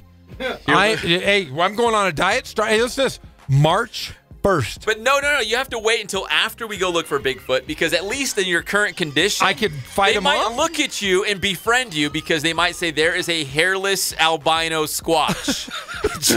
Jeff with the cobalt blue eyes. I might be attractive. They might like you. I haven't been attractive in many years, but to a Squatch, a female Squatch, I might be attractive. You might be it on a stick. A hot commodity amongst the Squatch community. I'm telling you, man, I'm a 10. I'm a straight 10 in the Squatch world. Oh, I can just see the website now because you know how they have like the farmers only and all those different websites for select people. You could start the Bigfoot Love Connection website. Yeah, I'm going March 1st. March 1st, I'm going on a diet. The crazy diet. are? I'm going to lose 80 pounds. You're not going to drink coffee with me? Oh, no, I'm going to drink a lot of coffee. Okay, but no food. No food. No food, all coffee diet. All coffee and salad. I'm going to have salads. Plain salads, radishes. I love salad. So do I. I do too. I but love I salad. also like cheeseburgers, cheese, and bread. Pizza, yeah, bread, lots of pasta. Yeah, I'm going on a diet starting March 1st. I'm bringing sexy back. Me and JT. Is that what's going on? That's exactly what's going on. Just not too much because we got to do seriously. We got to look for Bigfoot, and they might look at you and be like, "Well, he's one of us. He's tasty. Go talk to him. He's one of us." Honestly, I think I could. I'm like Crocodile Dundee. Do you remember those movies? Yeah, I do. Do you remember when he would talk to those ox, the big Oh yeah, oxen? Mike. Hey, Mike. Sure, I did, Yeah, Mike. he put his fingers out and he would like communicate. Oh. I could communicate with a Squatch. Well, we're banking on it. Take off my shirt. I'll take off all my clothes. Get naked in front of a Squatch. Then You'd be getting naked in front of all of us. yeah, but that's okay. For the sake of squatching, I'd get naked in front of all of you if I could befriend and make history. Naked. That'd be a great basketball player if you had a Squatch. If I had a Squatch. Oh, like remember Teen Wolf? Teen Wolf was a great movie. Great movie. Doing flips and stuff. But can you imagine Bigfoot? Bigfoot on your team. Call up old Justin Bell and be like, "Hey, got a big man. Got I a know big you're losing man for Alex you." Larson." Yeah, it might take him a while to get used to running in Or Rick shoes. Troy at CBU. Hey, I know you're going Division I. You're going to need some more size. Cali Diop, Yeah. you know, you're not going to have him forever. Yeah, I mean, you really the language barrier would be a little different. It's like, I used to coach guys from like Senegal sometimes. And they would come over and they would speak like French and whatever. I'm like, what are you doing? So if you brought over the Squatches and they don't speak English, right? But you have to get them used to a uniform because they're always naked. They don't wear clothes. So nudity. Just putting clothes on them and communicating. Getting the nudity issue. Like changing. a pick and roll. Will they even know what a pick and roll is? And shoes. What do you don't find shoes? Hey, you know where you find the shoes? On that wall at Ross. The big shoe. You know where they have like size 28? We got a size 18 neon green Nike Air Flights. Nobody wanted these. They've been sitting in Ross for 20 years. Yeah. And I got an extra bedroom. A Squatch can stay at my house with my kids as long as they don't eat them. Like Harry and the Hendersons. I don't think they eat. I think they're herbivores. Plants. Yeah. Berries. Fritos. And soda. That's a fruit. Yeah, there's no meat in there. No, that's just sugar. Yeah. And cocoa. Yeah, you could be a real life Harry and the Hendersons. Harry that was and one the of Hendersons. my favorite movies. Although I watched it with my kids. Yeah. I didn't realize how much they cussed in it. What? Yeah, they actually cursed cursed? quite. John Lithgow cursed? Yeah, he did. And I was Come like, on. oh, man, I don't remember that as a little kid watching Harry and the Hendersons. They had a TV show. Do you It remember wasn't bad. There was no real bad words, but there was bad words. No F-bombs? No. Just salty bad words? Yeah, and I was like, oh, man. Hey, there was a TV show, Harry and the Hendersons. Did you know that? Yes, it was a spinoff. Yeah, the guy that was the Predator was the Squatch. The Predator? Yeah, the guy that played the Predator. Was he really? Yeah, I know these things. I'm just another thing. You can look up off the break and say, Jeff knows this stuff. It's in the bank, man. It's in the bank. The memory bank. All right. Squatch. But seriously, a big thanks again to Claudia Ackley for talking Bigfoot with us again in the Lake Arrowhead area. She would not tell us exactly where, and we understand why, for good reason, right? Everybody would be there. Yeah, but if it's Lake Arrowhead, again, if you're an athlete at Rim of the World High School, let's say you're a football player, it's baseball, softball season, you're out there just practicing, and all of a sudden Bigfoot comes walking through the diamond. Whoop! That's what she said. Whoop. Well, that's what they talk, or how they communicate, or get their attention. If you hear that when you're hitting, you're out there playing baseball, because the baseball field's right next to the forest, right next to Dogwood, where they camp, Dogwood Campground. Whoop! Just know that's the noise. It's about to get serious. Whoop! It's about to get serious. Yeah, we're going to put this on the speaker right here and watch. We got something? It's even better. Put this out there on the speaker. Bigfoot starts breakdancing out of the forest. We're going out there with a boombox with this song. God, I can't wait. It's going to be fun, guys. He might like music. Back again. I don't know. Maybe they've tried music. I don't know. I am excited. I'm going to do it. I showed you. I have a picture. I sent you a picture of me and my night vision goggles. You do have some. We got to tweet that out. Here it goes right here. Picture Bigfoot just showing the moves. I can't wait. All right, let's mark it down. We're gonna set a date. We're gonna do this. All of us. Because we're coming on the 1 year anniversary, right when she saw him up there near Lake Arrowhead. We're gonna do this. So Greg is in. You are in. I'm in. I'm definitely. I have a big Coleman tent. We can all spend the night there. Bring Cokes, Fritos, and apples. I could survive on apples, Fritos, and Coke. Seriously, I could survive on that. So could I. I can't wait. Could you imagine? Are you gonna pee on Greg too? I might pee. Greg, I'm gonna pee on you. Be ready, buddy. You're going to be sleeping. You're going to be like, what the hell? Make sure it's Pepsi, not Coke. Pepsi. I'm going to pee on you, Greg. Just be aware. I have a sponge ready for you, too. Sponge bath and Gorham's pee. All right. There's no smooth transition. Let's just say high school basketball is coming up, and as well as our Marines recruiting station, Riverside Athlete of the Week. It's next. It's the one and only Inland Sports Show on Fox Sports IE, 1350 AM.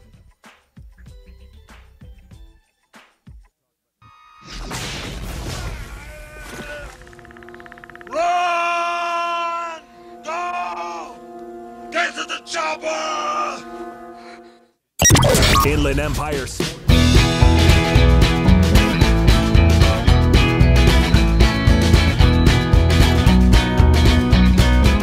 Thank God, first of all. I thank the great people that I've got around me that help support me, the people that work for me. As I started, if it wasn't for the people around me, we probably wouldn't be here right now, but I've got a great staff. I've got great people that do stuff for us outside the store, and we've been very, very fortunate.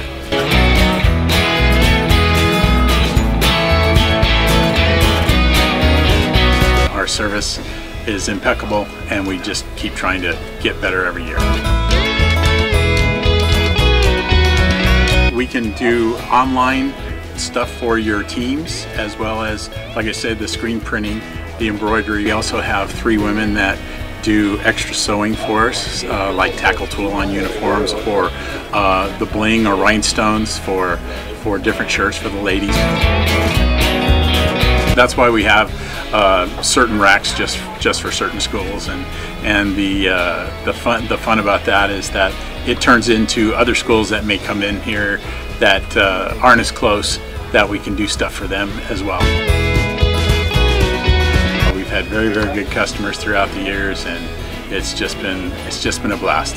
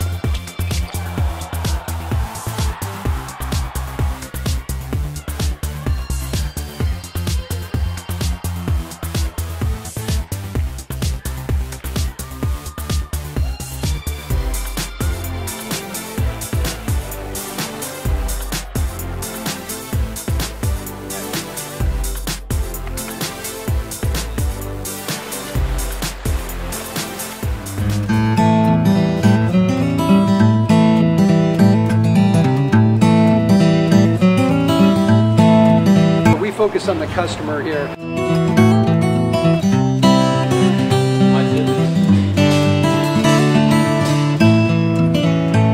Believe it or not, that is the biggest thing for customers on an oil change. They just want the convenience of coming in, driving in, getting it done, and driving out.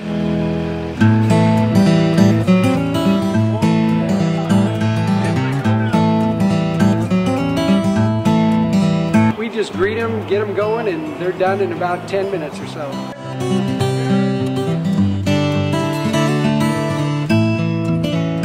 We don't push any sales on them. We do the oil change, and I think that's what sets us apart is our customer service. Vacuumed and cleaned your windshield for you as well. Everything's looking pretty good. You come into us one time, believe me, we'll spoil you and you'll be ready to come back the next time.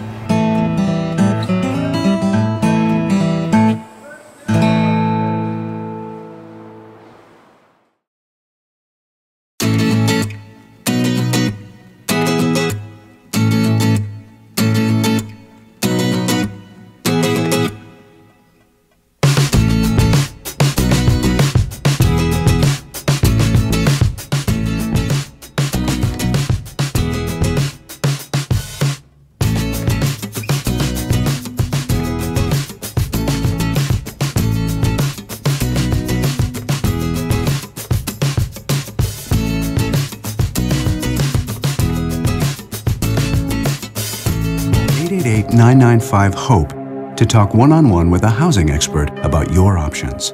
Or visit makinghomeaffordable.gov. Brought to you by the U.S. Treasury, HUD, and the Ad Council. Oh, Rusty, you are an inspiration to us all. I'll say. I'm going to start a paper route right now. We're back to the Inland Sports Show. Here are your hosts, Pep Fernandez and Jeff Corum. Welcome back to the one and only Inland Sports Show on Fox Sports IE 1350 AM. Happy President's Day to everyone out there. If you're stuck in your car sitting in traffic, I think everyone's kind of coming home. Like, this is like the golden hours, you know, when people are like, okay, time to turn around, time to go back home, get ready for school, get ready for work on Tuesday. It's a mess out there. I'm not excited. And it's raining a little bit. Jeff's angry. I don't want to go back to work tomorrow, and I don't want to drive in the rain. I don't want to do any of that. I want to do it. I know I had a week You got off. a battle. I was in Steamboat Springs a week ago. Oh, you brought the bad weather with you, it sounds like I'm telling you guys, it was the craziest week ever last week, and I still don't feel rested. Vacation, you're supposed to feel rested. No. Come back needing a vacation from your vacation. And we got big stuff going on this week, Pep. Big stuff. It's playoff time around here. We're coming down the home stretch for UCR and CBU hoops. UCR and CBU baseball are off and running. But right now, before we get to the CIF Southern Section basketball playoffs, we're talking about our Marines Recruiting Station Riverside Athlete of the Week. And if you watch our channel, you might want to check out this goal because it is absolutely unbelievable. I'm going to play it right now. You guys can enjoy this while we say our Marines Recruiting Station Riverside Athlete of the Week is Riverside Poly soccer star Javi Betancourt. And he hits this world-class left-footed strike, Jeff, into the side netting. And dude, it was a beautiful shot. Even one, like, it's a David Beckham kind of shot where the ball's going to curl just inside the post. Bend it like Beckham? Bend it like Betancourt. Javi Betancourt, Riverside Poly. He is our Marines Recruiting Station Athlete of the Week. And because, think about this, they were tied with King 2-2 in the playoffs. A rival. They're playing their rival in the playoffs. It's tied 2-2. And then Bend It Like Betancourt unleashes the world-class strike, left-footed. That was the go-ahead goal as Riverside Poly beat King by a score of 4-2. So now they're going to the quarterfinals. Nice! So a big win for Riverside Poly. Great goal by Javi Betancourt. It proved to be the game winner against King in the playoffs. Two Riverside schools going head-to-head. And now the Bears will go on to the quarterfinals. On Wednesday, they will host Bell Gardens. Congratulations once again to Javi Betancourt, the Marines Recruiting Station Riverside Athlete of the Week. An amazing goal. Going back through my history book to remember if I ever had a sweet goal like that. I don't think so. That was my next question. You know what my next question was? What was your next question? Did you ever do a bicycle kick? In a game? Just in general. In practice, I would mess around. Bicycle kick, scissor kick. Did you ever like mess up and land on your back and like knock all the air out of yourself? No, I never did that, but I did. You know what? I did kick myself in the nose once. How do you do that? With my knee. Like, the full extension on a kick, like with so much power behind it, like I had my head down. And I struck the ball hard. And my knee came up and got me in the face. That's a true story. Were you bleeding? No, I wasn't bleeding, but it hurt. Were you concussed? Maybe. I get headaches a lot. Like, seriously, sometimes I'm like, man, I shouldn't. See, I play defense. So, like, think about a goal kick. You know, the goalkeeper. I know, Jeff, you don't know much. Oh no, I played ice cream soccer. I was good. I told you this. So they kick the goal kick like all the way to half field, and who's standing right there? It's the defenders. You go up in the air, you win the ball in the air. That was me. You were a high flyer? I played a little bit of everything. I played forward, I played midfield, I played defense, wherever the team needed. Did you ever play goalie? Yes. And you know what? When I had braces, I took a ball to the face in practice. Yeah? And I'm like, okay, I'm done playing goalie. I'm done. Think about it. A ball to the face wearing braces. But you're like 2'6". How could you play goalie? Is it a small goal? I was super athletic. And they're like, Pep's a great athlete. Try him in goal. Were you guys playing goal? Was the goal? No, it weren't baby goals, Jeff. No, it was not baby goals. Were you playing against a real life regulation World Cup goals? A real life regulation milk crate. Garden of milk crate. You are 5'11" and a quarter. I'm almost as tall as 6 foot Tim Hatch. You're not either. Yeah, I was real close. Stop it. Yeah, really, really close. Okay. I scored most of my goals on penalty kicks. Those were the easy PKs? ones. Yeah, those are the easy ones. You know they call my wife PK. You know why? Oh no. She's a party killer. They do. Yeah, she walks into a party, sucks the air right out of the party room. pooper, huh? Party killer right there. PK. Oh man. From high school soccer to high school basketball. Basketball. We got some huge games on tap this week. Maybe none bigger than the Rancho Verde playing on the road at Roosevelt. They play Roosevelt? Oh, that's a match made in heaven. I'm going to grab that bib right off the wall in the Inland Sports Studio and put it on because that is two of the top teams anywhere, and they're both from right here in the Inland Empire, and they're both going head-to-head. It's going to be big-time Division I high school basketball. Singleton, Baker matchup. What day are they playing? Tuesday. Tuesday night, 7 p.m. at Roosevelt. Baker, Singleton. There you go. There you go. If they're looking for a little promotion on social media, you just take that clip. That's boom. a good one. That's packed a great house. one. Probably a packed house anyways. Yeah, that's a good one, though. I love those two guys. Love the programs. Both doing it the right way. I know. You know what? I was torn. I saw that matchup. I'm like, oh, Rancho Verde Roosevelt. And I thought, wait, I love both those teams. I love both those head coaches. I don't want to see either one of them lose. No. Centennial's playing at Alamany, so hopefully the Huskies will move on. Centennial at Alamany? Alamany. That doesn't sound tough. Centennial, Alamany.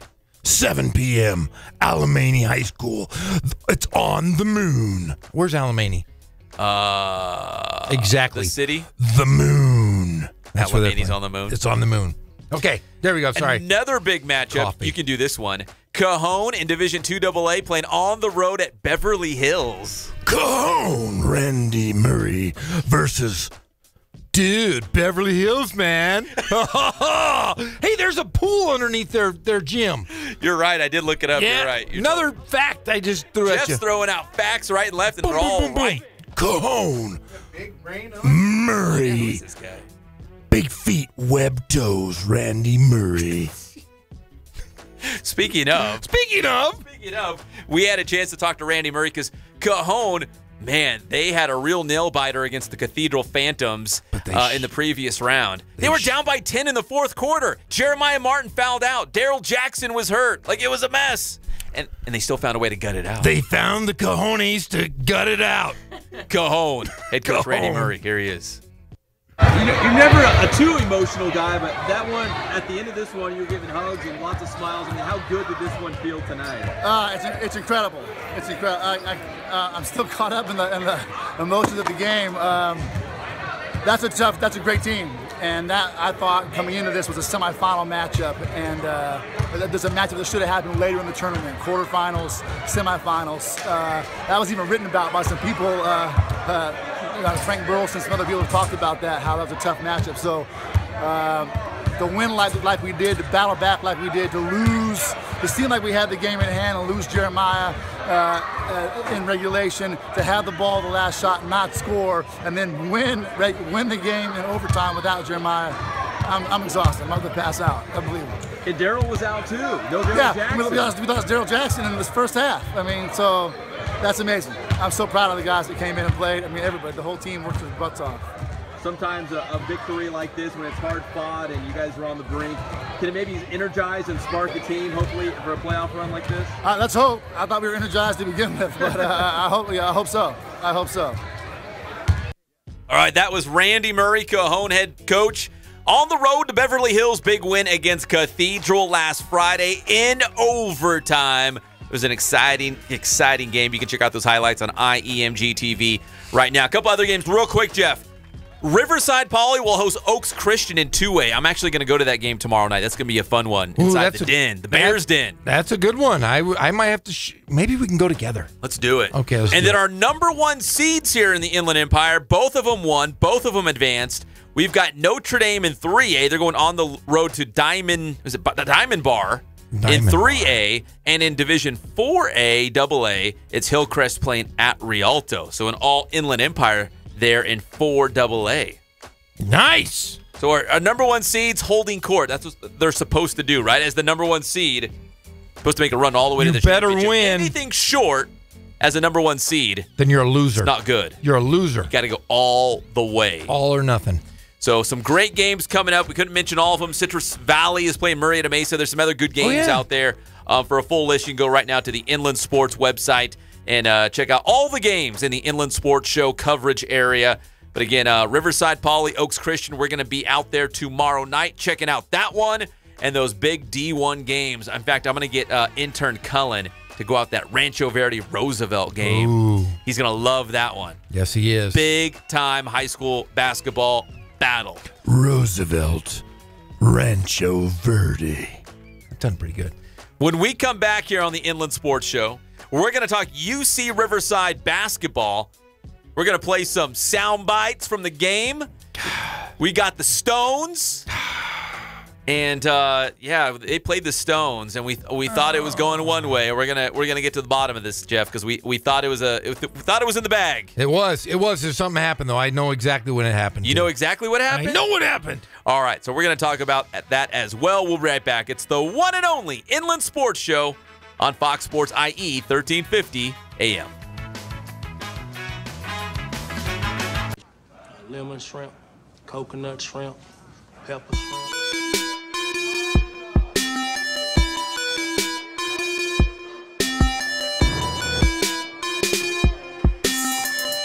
I played once upon a time at Centennial High School. I was actually on the first ever CIF championship team back in 2000, and then my senior year we won it again.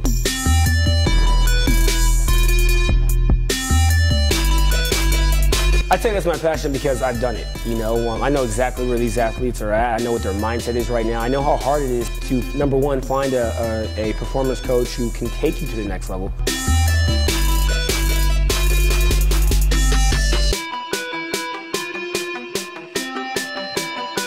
What sets us apart has to be, you know, how we work with our athletes and what we know.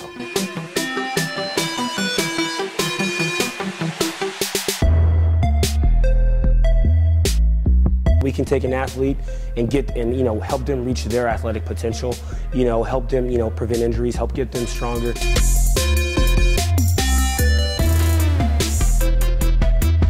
I know every single athlete who steps into this gym. I know exactly where they're at, and I'm going to progress them every week. If you're not getting results, then, you know, really what's it about? We're going to deliver something that's measurable, you know, in terms of speed, power, you know, strength, agility.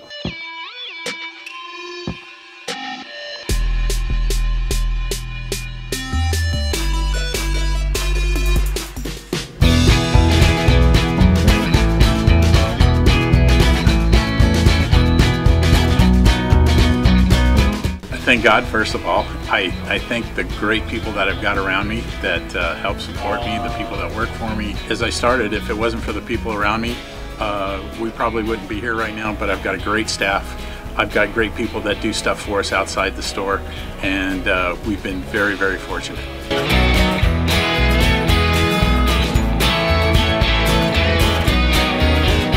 Our service is impeccable, and we just keep trying to get better every year. We can do online stuff for your teams, as well as, like I said, the screen printing, the embroidery. We also have 3 women that do extra sewing for us, like tackle tool on uniforms, or the bling or rhinestones for different shirts for the ladies. That's why we have certain racks just for certain schools, and the fun about that is that it turns into other schools that may come in here that aren't as close, that we can do stuff for them as well. We've had very, very good customers throughout the years, and it's just been a blast.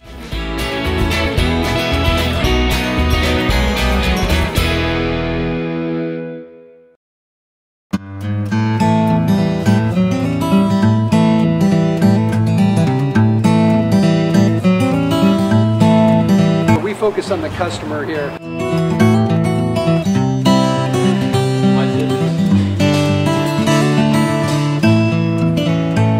Believe it or not, that is the biggest thing for customers on an oil change. They just want the convenience of coming in, driving in, getting it done, and driving out.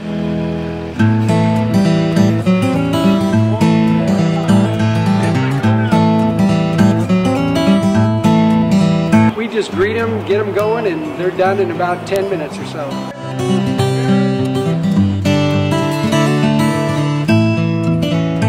We don't push any sales on them. We do the oil change, and I think that's what sets us apart is our customer service. Vacuumed and cleaned your windshield for you as well. Everything's looking pretty good. You come into us one time, believe me, we'll spoil you and you'll be ready to come back the next time.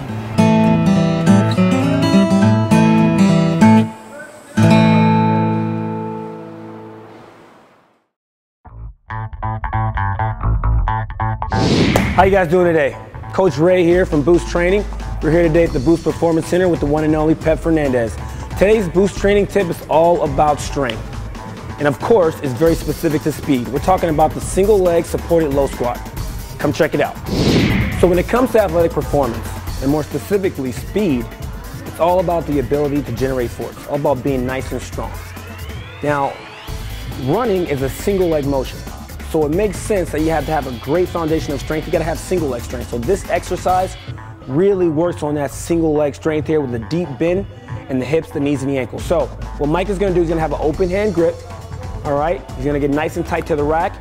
He's gonna be doing this, he's gonna have his right foot on the ground. He's gonna flex his left knee, all right? He's gonna lower himself nice and easy.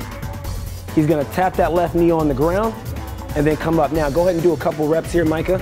All right, so what we want here is we really want to emphasize pushing that left foot in the ground, that right foot in the ground and not pulling himself up, which is why we have the open hand grip. And as I mentioned before, really getting that deep bend in the ankles, the knees, and the hips, just as if we were sprinting. So if you're not doing this exercise, you really want to add it to your repertoire because it's a great drill for building speed and generating force. We do it right here at Boost.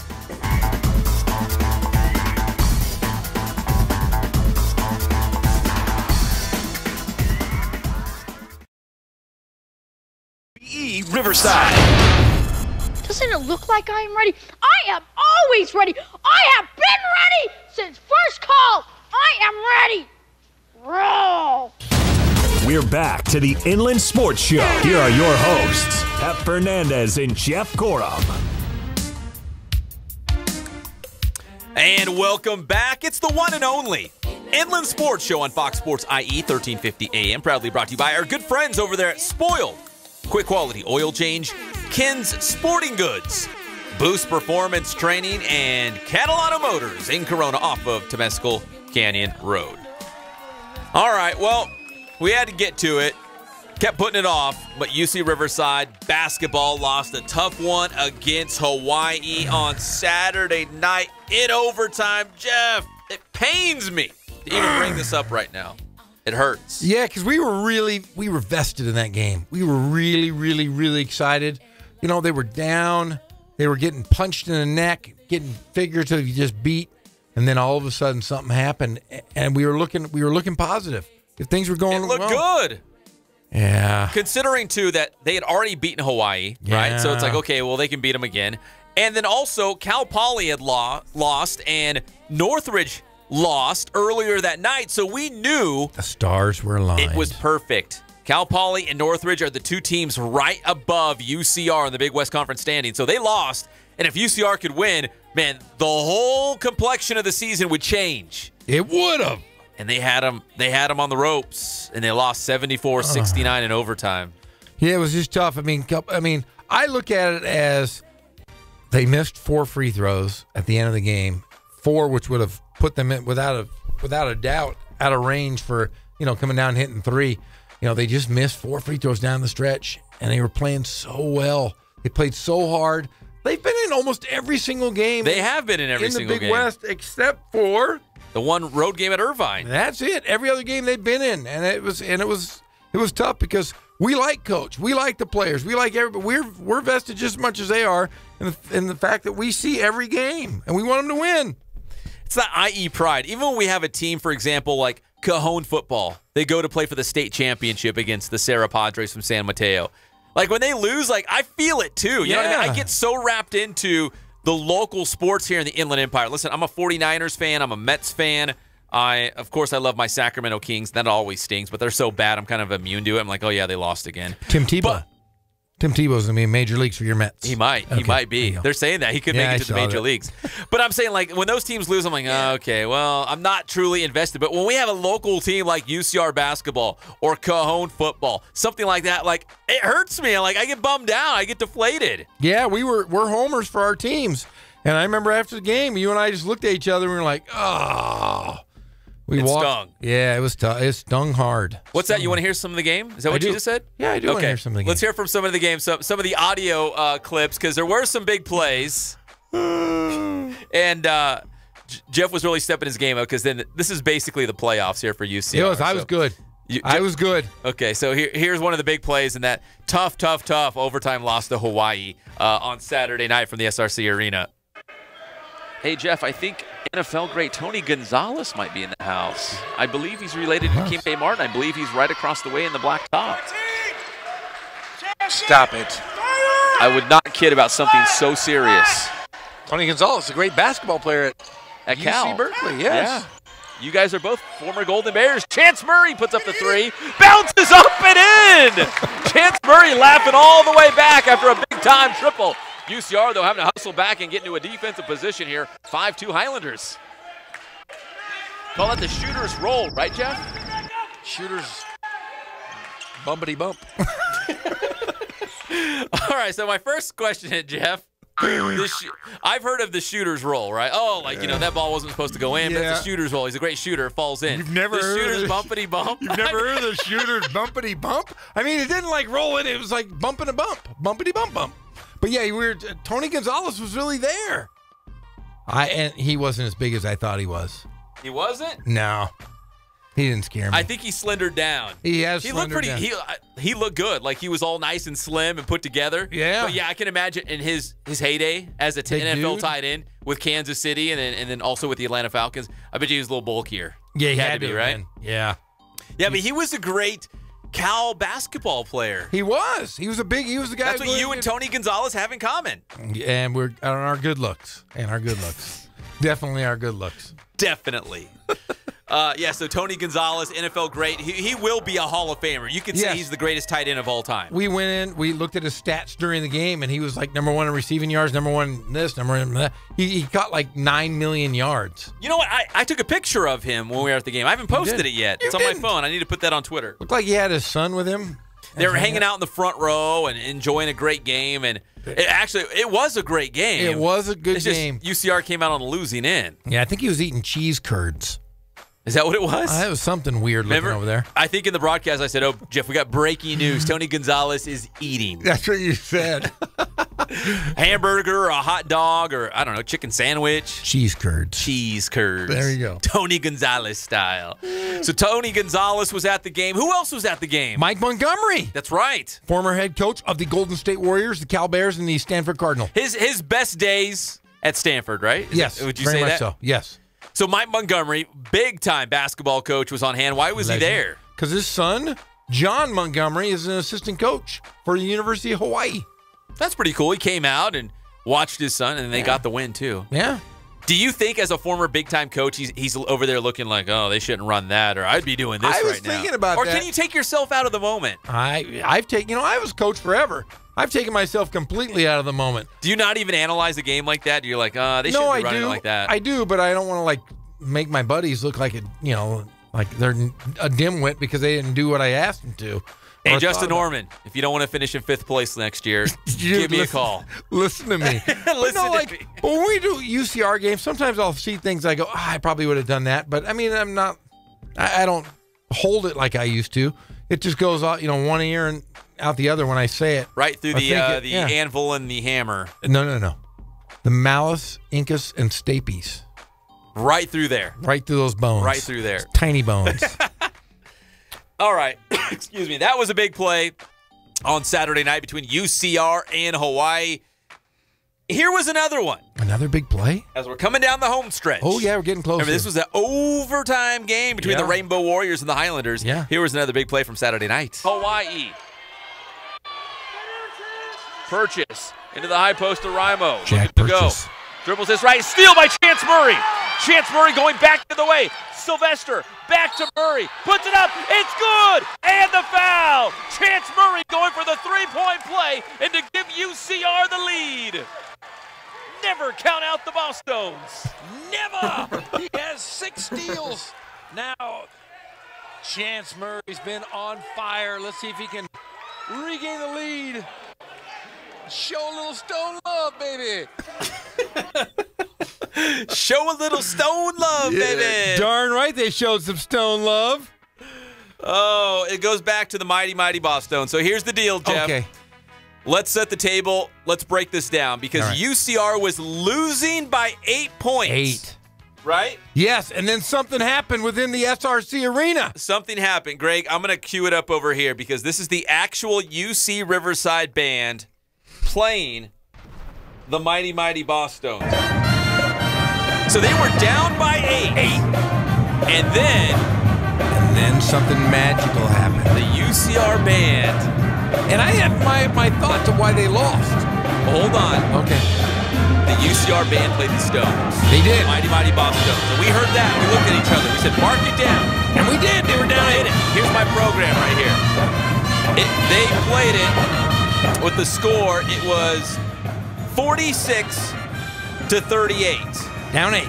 They were down 8 with 10 minutes to play. And we said, listen, if they come back, it's the Stones. Karma of the Stones. And what happened right after they played the Stones? They came back, they took the lead, and it looked like free sailing all the way home. Dude, they got hot. Like everything was falling.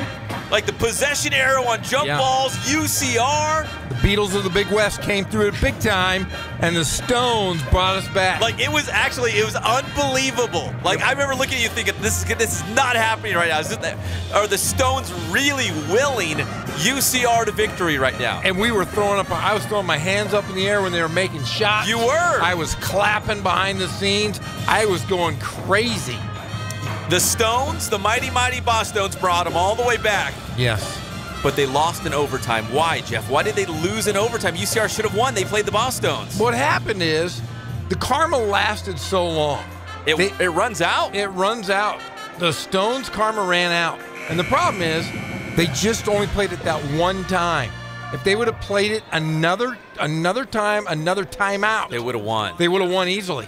So they played it in regulation. They used up their mojo. Boom! Highlanders are back. Yeah. Right? You never count out the Highlanders. As Jeff says, never! Never! Broadcast. But they didn't play them in overtime. They didn't. That's when they need the mighty, mighty Bosstones the most. is in overtime. Because they missed on those 4 free throws they missed in the regulation. I could tell it was waning.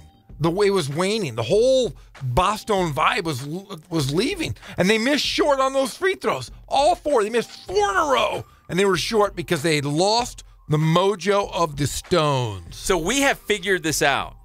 We have. When you go on the road and they don't play the Bosstones, UCR wins. Yes. And at home, when we play the Bosstones, they usually win. Or we play great. We just play out of our minds. Look at what they did to Valpo. Yeah. They beat them like Alpo. They beat them like dog food because they played the Stones on multiple times. They played it in the first half early, and they played it in the second half, and it carried us momentum all the way through. At our next commercial break, I'm going to hit up our contacts over there at UC Riverside, and let's get the band leader on. Yeah, she needs to know this because we need to tell her. I don't know if you've recognized this pattern, but when you guys play the Stones, they play. The Highlanders play out of their mind. Yeah. And when you don't play the Stones, they play like in overtime. They lose their powers. It's like kryptonite. Yeah, there was bad, but yeah, they should have won that one. They should have won. And now and the toughest thing is, Cal Poly plays CSUN on Wednesday. That's going to put one of those teams Thursday. No, Wednesday. I looked it up. It was Thursday, wasn't it? I don't know. Jeff. Okay, you're right. Wait, you've been right about everything today. Everything. I'm on a roll. Every single word coming out of your mouth has been nothing but the truth. Bing, bing, bing. I'm on a roll. But is it Thursday? Can you see that far? Well, you have but you have it on here. It's Wednesday. Wait, I did? Yeah, you did. Oh, you're looking at the notes. I didn't update the notes. It's Thursday. Oh, yeah, but see, that's the problem is that one of these teams is going to be an extra game. Considering that UCR still plays Cal Poly head-to-head at home, I would say we need the Stones. We need Northridge to win. And we need Northridge to win. I agree. Yeah, we need the Stones on Wednesday night against Fullerton. And then we need Northridge to beat Poly on Thursday. So agreed. We need to get a hold of Ghazal Hassan, the voice of the Matadors, and tell him, listen, whatever you got to do, you guys, CSUN, need to beat Cal Poly because UCR still will see Cal Poly head-to-head. At least they can control their destiny a little bit, have it in their own hands for a little bit. But they need some help. They're a game back. They need something else to happen out there in these last, what is it, 1, 2, 3, 4 games left in Big West Conference play. Yeah, we are. We have Cal State Fullerton coming in on Wednesday. And that's a game they almost won on the road. They lost on the 11 seconds left on the clock. Kyle Amon. Hey, Kono, he's a Cal State Fullerton he's a student. He's in grad school. He's real smart. He's an elephant. Do you cover the basketball team yet? You want to give any inside dirt? Oh, sorry, man. Just softball? Haven't yet. Well, been out. I came in after, so we were covering softball, baseball. Stick to softball. Khalil Ahmad, the pride of Centennial High School, has 4 straight games with 20-plus points. Oh, he's hot right now? He's hot. Oh, no, that's not good. Kyle Amon put up 40 earlier 2 weeks ago. They're playing really well, but Riverside, that was Justin Bell's first game as the head coach of the Highlanders. That was his first game. That was a Big West opener. And Kyle Amon hit a three-point play, really to an old-fashioned three-point play with 11 seconds left. I remember hearing that because we had a coaches show that same night. And I called it, and I didn't hear the Stones. That's the problem.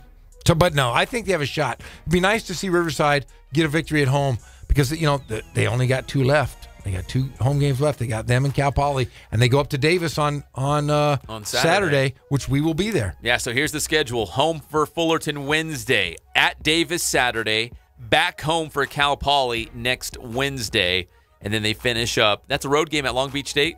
Yes, a Pyramid. Yeah. So that could come down to that one game for us to go to the Big West and eat some good food. If they don't win, we don't get good food, and we stay at home. Everybody loses. And we're the most famous color and play-by-play guys. Everywhere we go, they roll out the red carpet. We are. Like, wow, the Inland Sports Show guys. We're the voices of the Big West. We are the true voices of the Big West. We are the Beatles of the Big West. We are the Beatles like of the rock Big West. Stars everywhere we go, right? It's true, though. We do these remotes. People show up. They all want to be part of our show. They plug directly into our feed. Ding dongs.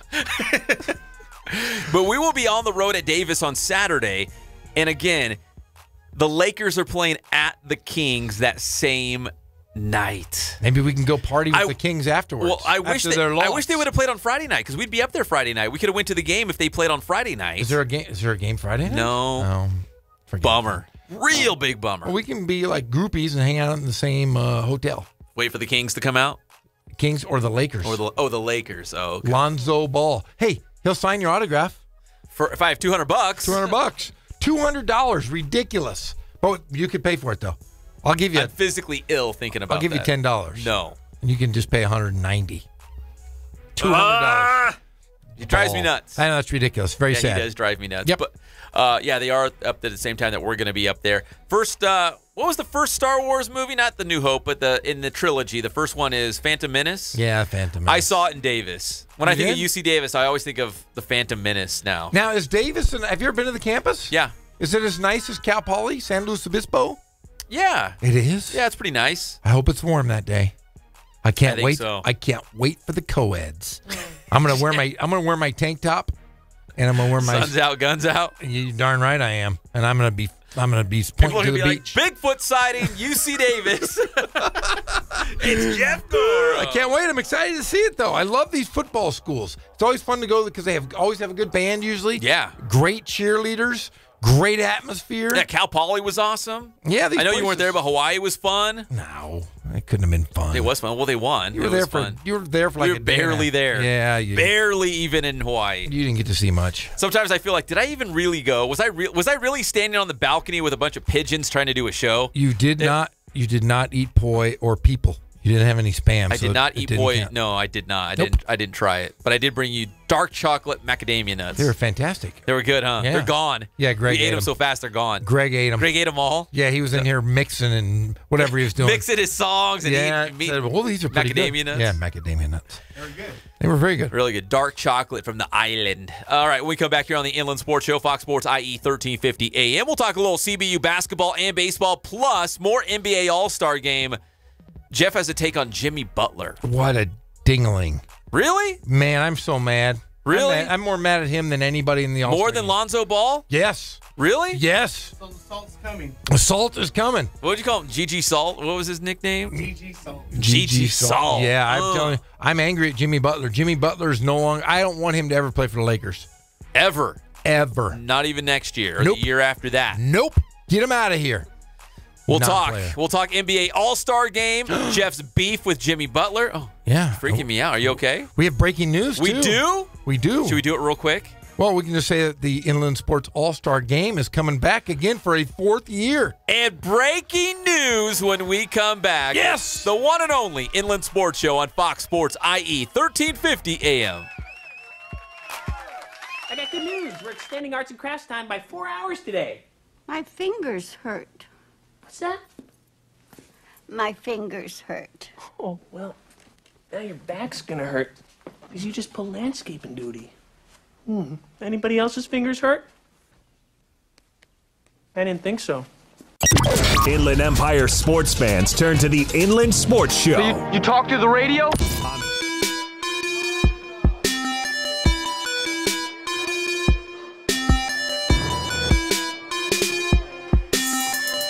I played once upon a time at Centennial High School. I was actually on the first ever CIF championship team back in 2000, and then my senior year we won it again.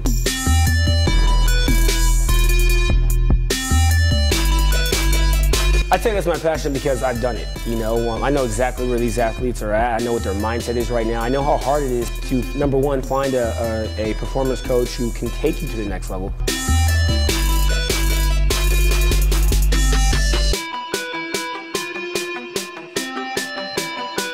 What sets us apart has to be, you know, how we work with our athletes and what we know.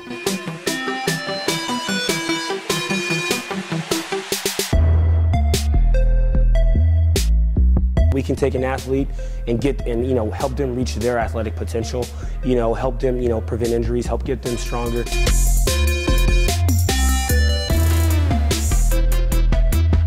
I know every single athlete who steps into this gym. I know exactly where they're at, and I'm going to progress them every week. If you're not getting results, then, you know, really what's it about? We're going to deliver something that's measurable, you know, in terms of speed, power, you know, strength, agility.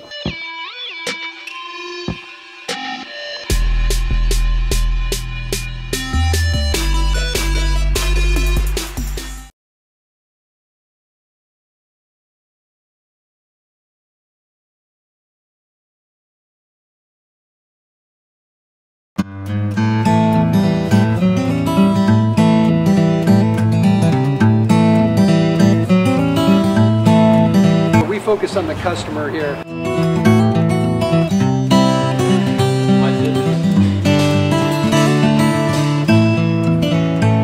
Believe it or not, that is the biggest thing for customers on an oil change. They just want the convenience of coming in, driving in, getting it done, and driving out.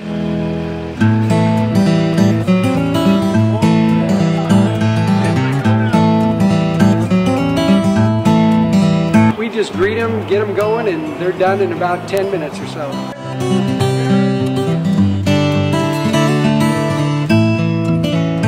We don't push any sales on them. We do the oil change, and I think that's what sets us apart is our customer service. Vacuumed and cleaned your windshield for you as well. Everything's looking pretty good. You come into us one time, believe me, we'll spoil you and you'll be ready to come back the next time.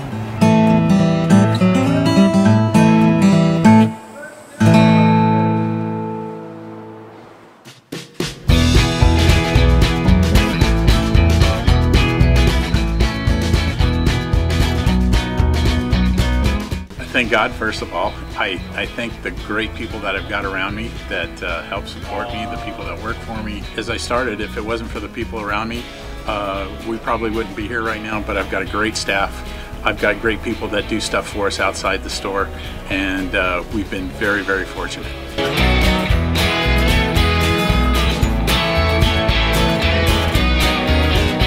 Our service is impeccable, and we just keep trying to get better every year.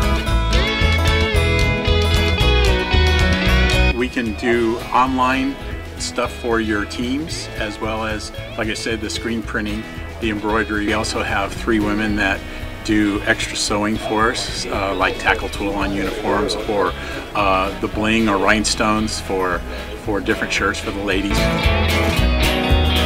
That's why we have certain racks just for certain schools, and the fun about that is that it turns into other schools that may come in here that aren't as close, that we can do stuff for them as well. We've had very, very good customers throughout the years, and it's just been a blast.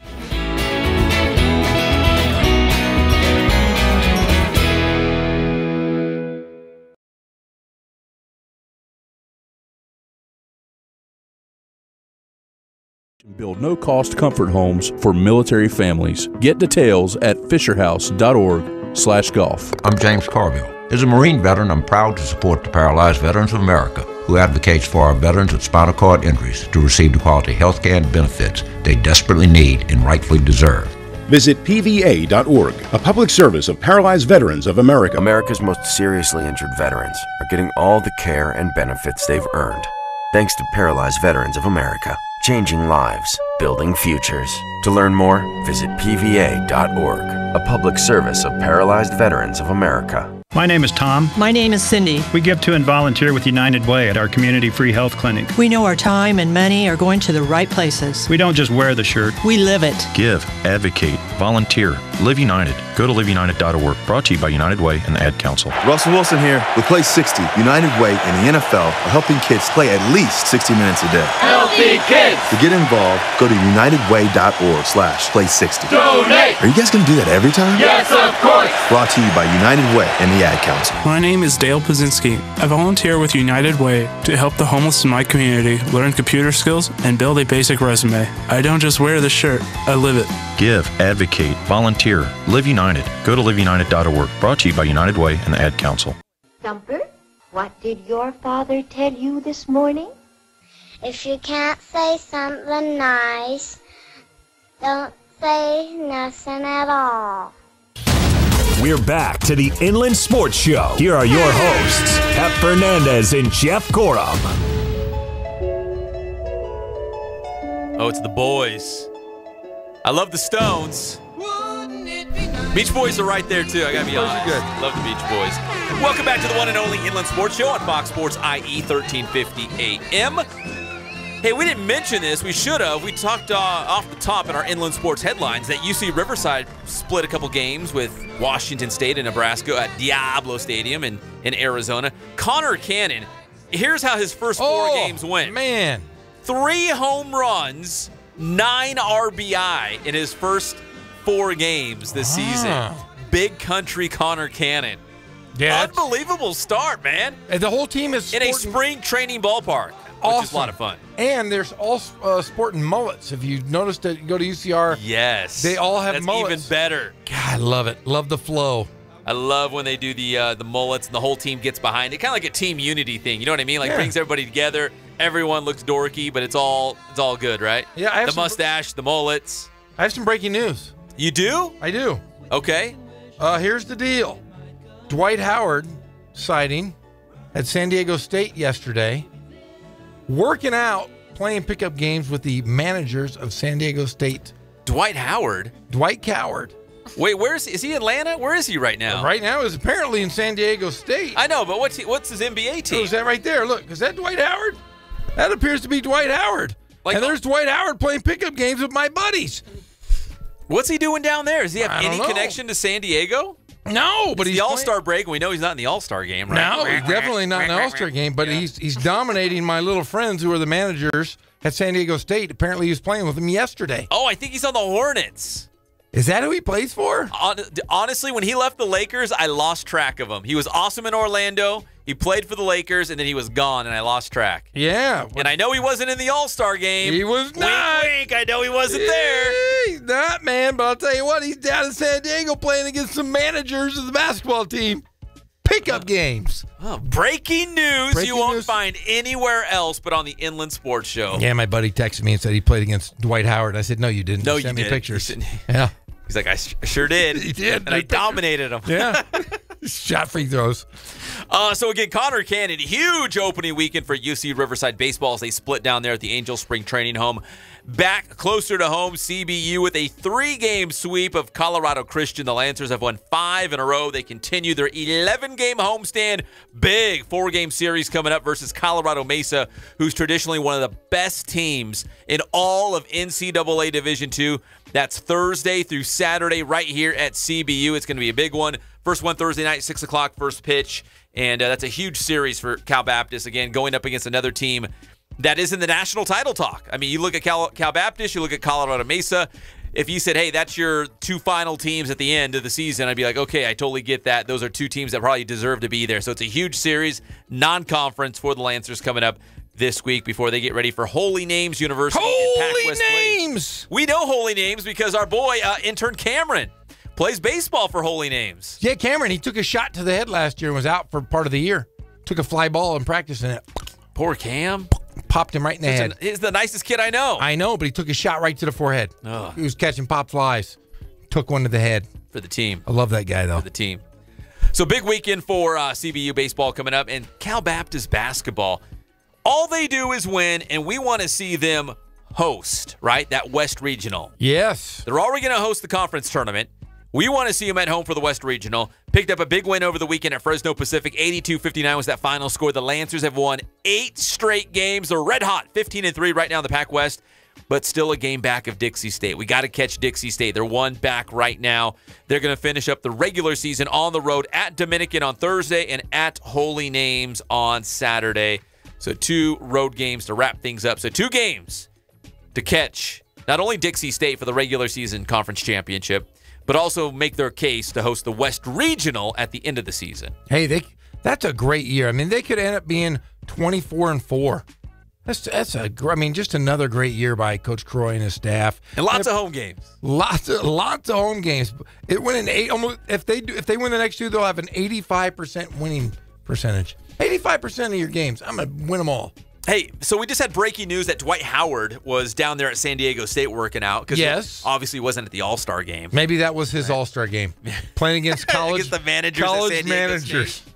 But more breaking news. I guess Fergie has addressed her national anthem that we listened to earlier in the show. And, yes. What did she say? I guess it didn't strike the intended tone. Yeah, I guess not. I guess that's safe to say, right? Yeah, she's good looking other than she has the face of a bulldog. It was her own rendition. It was a little sideways, and people didn't like it. Yeah, well, it's like afterwards you have to smoke a cigarette. That was like sexy. It was a sultry rendition. It was just a little weird. It was just a little weird. I want the national anthem. Well, call me old-fashioned to sound like the national anthem, you know? The Stars and Stripes. Yes. Hey, we're going to get the conductor of UCR band is going to call in tomorrow or the next day. She is? She is.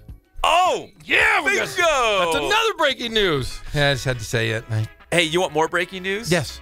We're going to have it after the break. We got to take a break. When we come back, we've got local breaking news. We've got news about the NASCAR race coming to Auto Club Speedway. Okay. And big news about the All-Star Classic. Ooh, 4 High school years. hoop talks, yeah. And Jeff's beef with Jimmy Butler as well. We got that too. It's all here. It's the one and only Inland Sports Show on Fox Sports IE 1350 AM.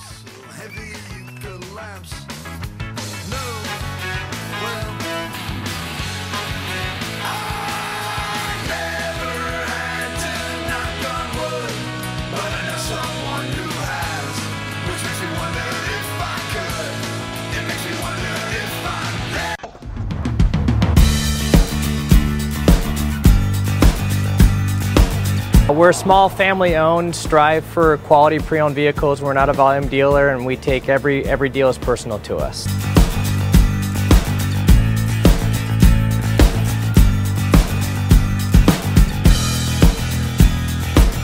We're a low-stress environment. We're not a pressure sales house. If you want to shop us, you're more than welcome to shop us. We have, like I said, great rates, competitive financing, a lot of one-owner, clean Carfax, clean title vehicles. As you see, we have Carfax everywhere. That's most important to us, to educate our customers before they make a purchase.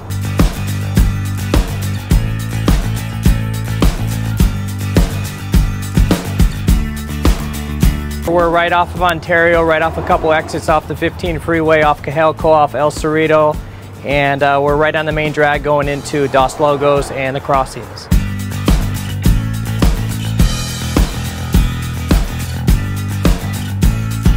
We have great financing, we have great lenders that we're using. We do buy, sell, trade, cash for your car. Whatever we need to do to help accommodate the customer, that's what we're here for.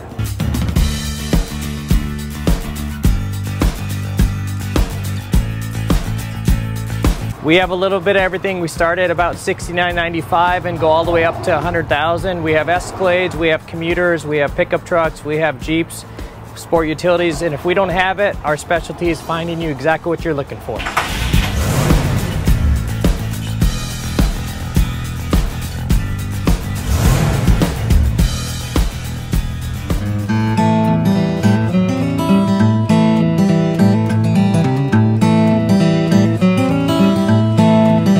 Focus on the customer here.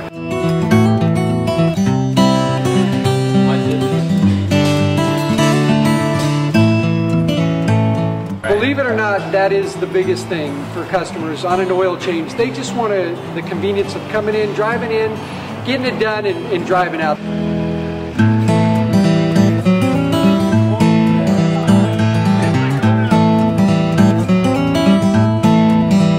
Just greet them, get them going, and they're done in about 10 minutes or so.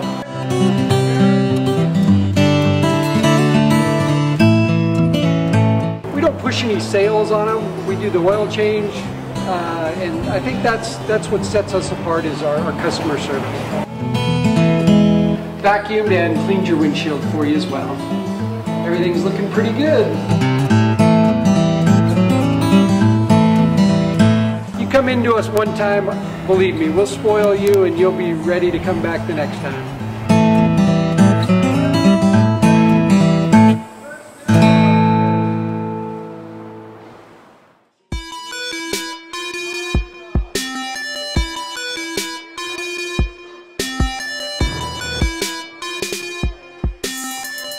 I played once upon a time at Centennial High School. I was actually on the first ever CIF championship team back in 2000, and then my senior year we won it again.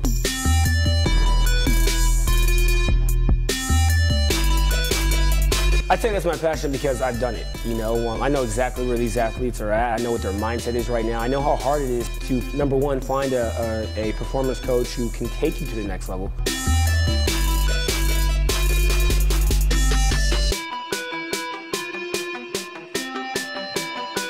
What sets us apart has to be, you know, how we work with our athletes and what we know.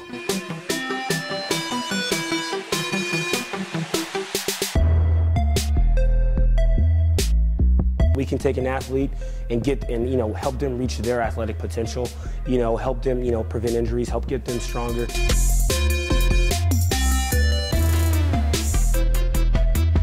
I know every single athlete who steps into this gym. I know exactly where they're at, and I'm going to progress them every week. If you're not getting results, then, what's it about? We're going to deliver something that's measurable, in terms of speed, power, strength, agility.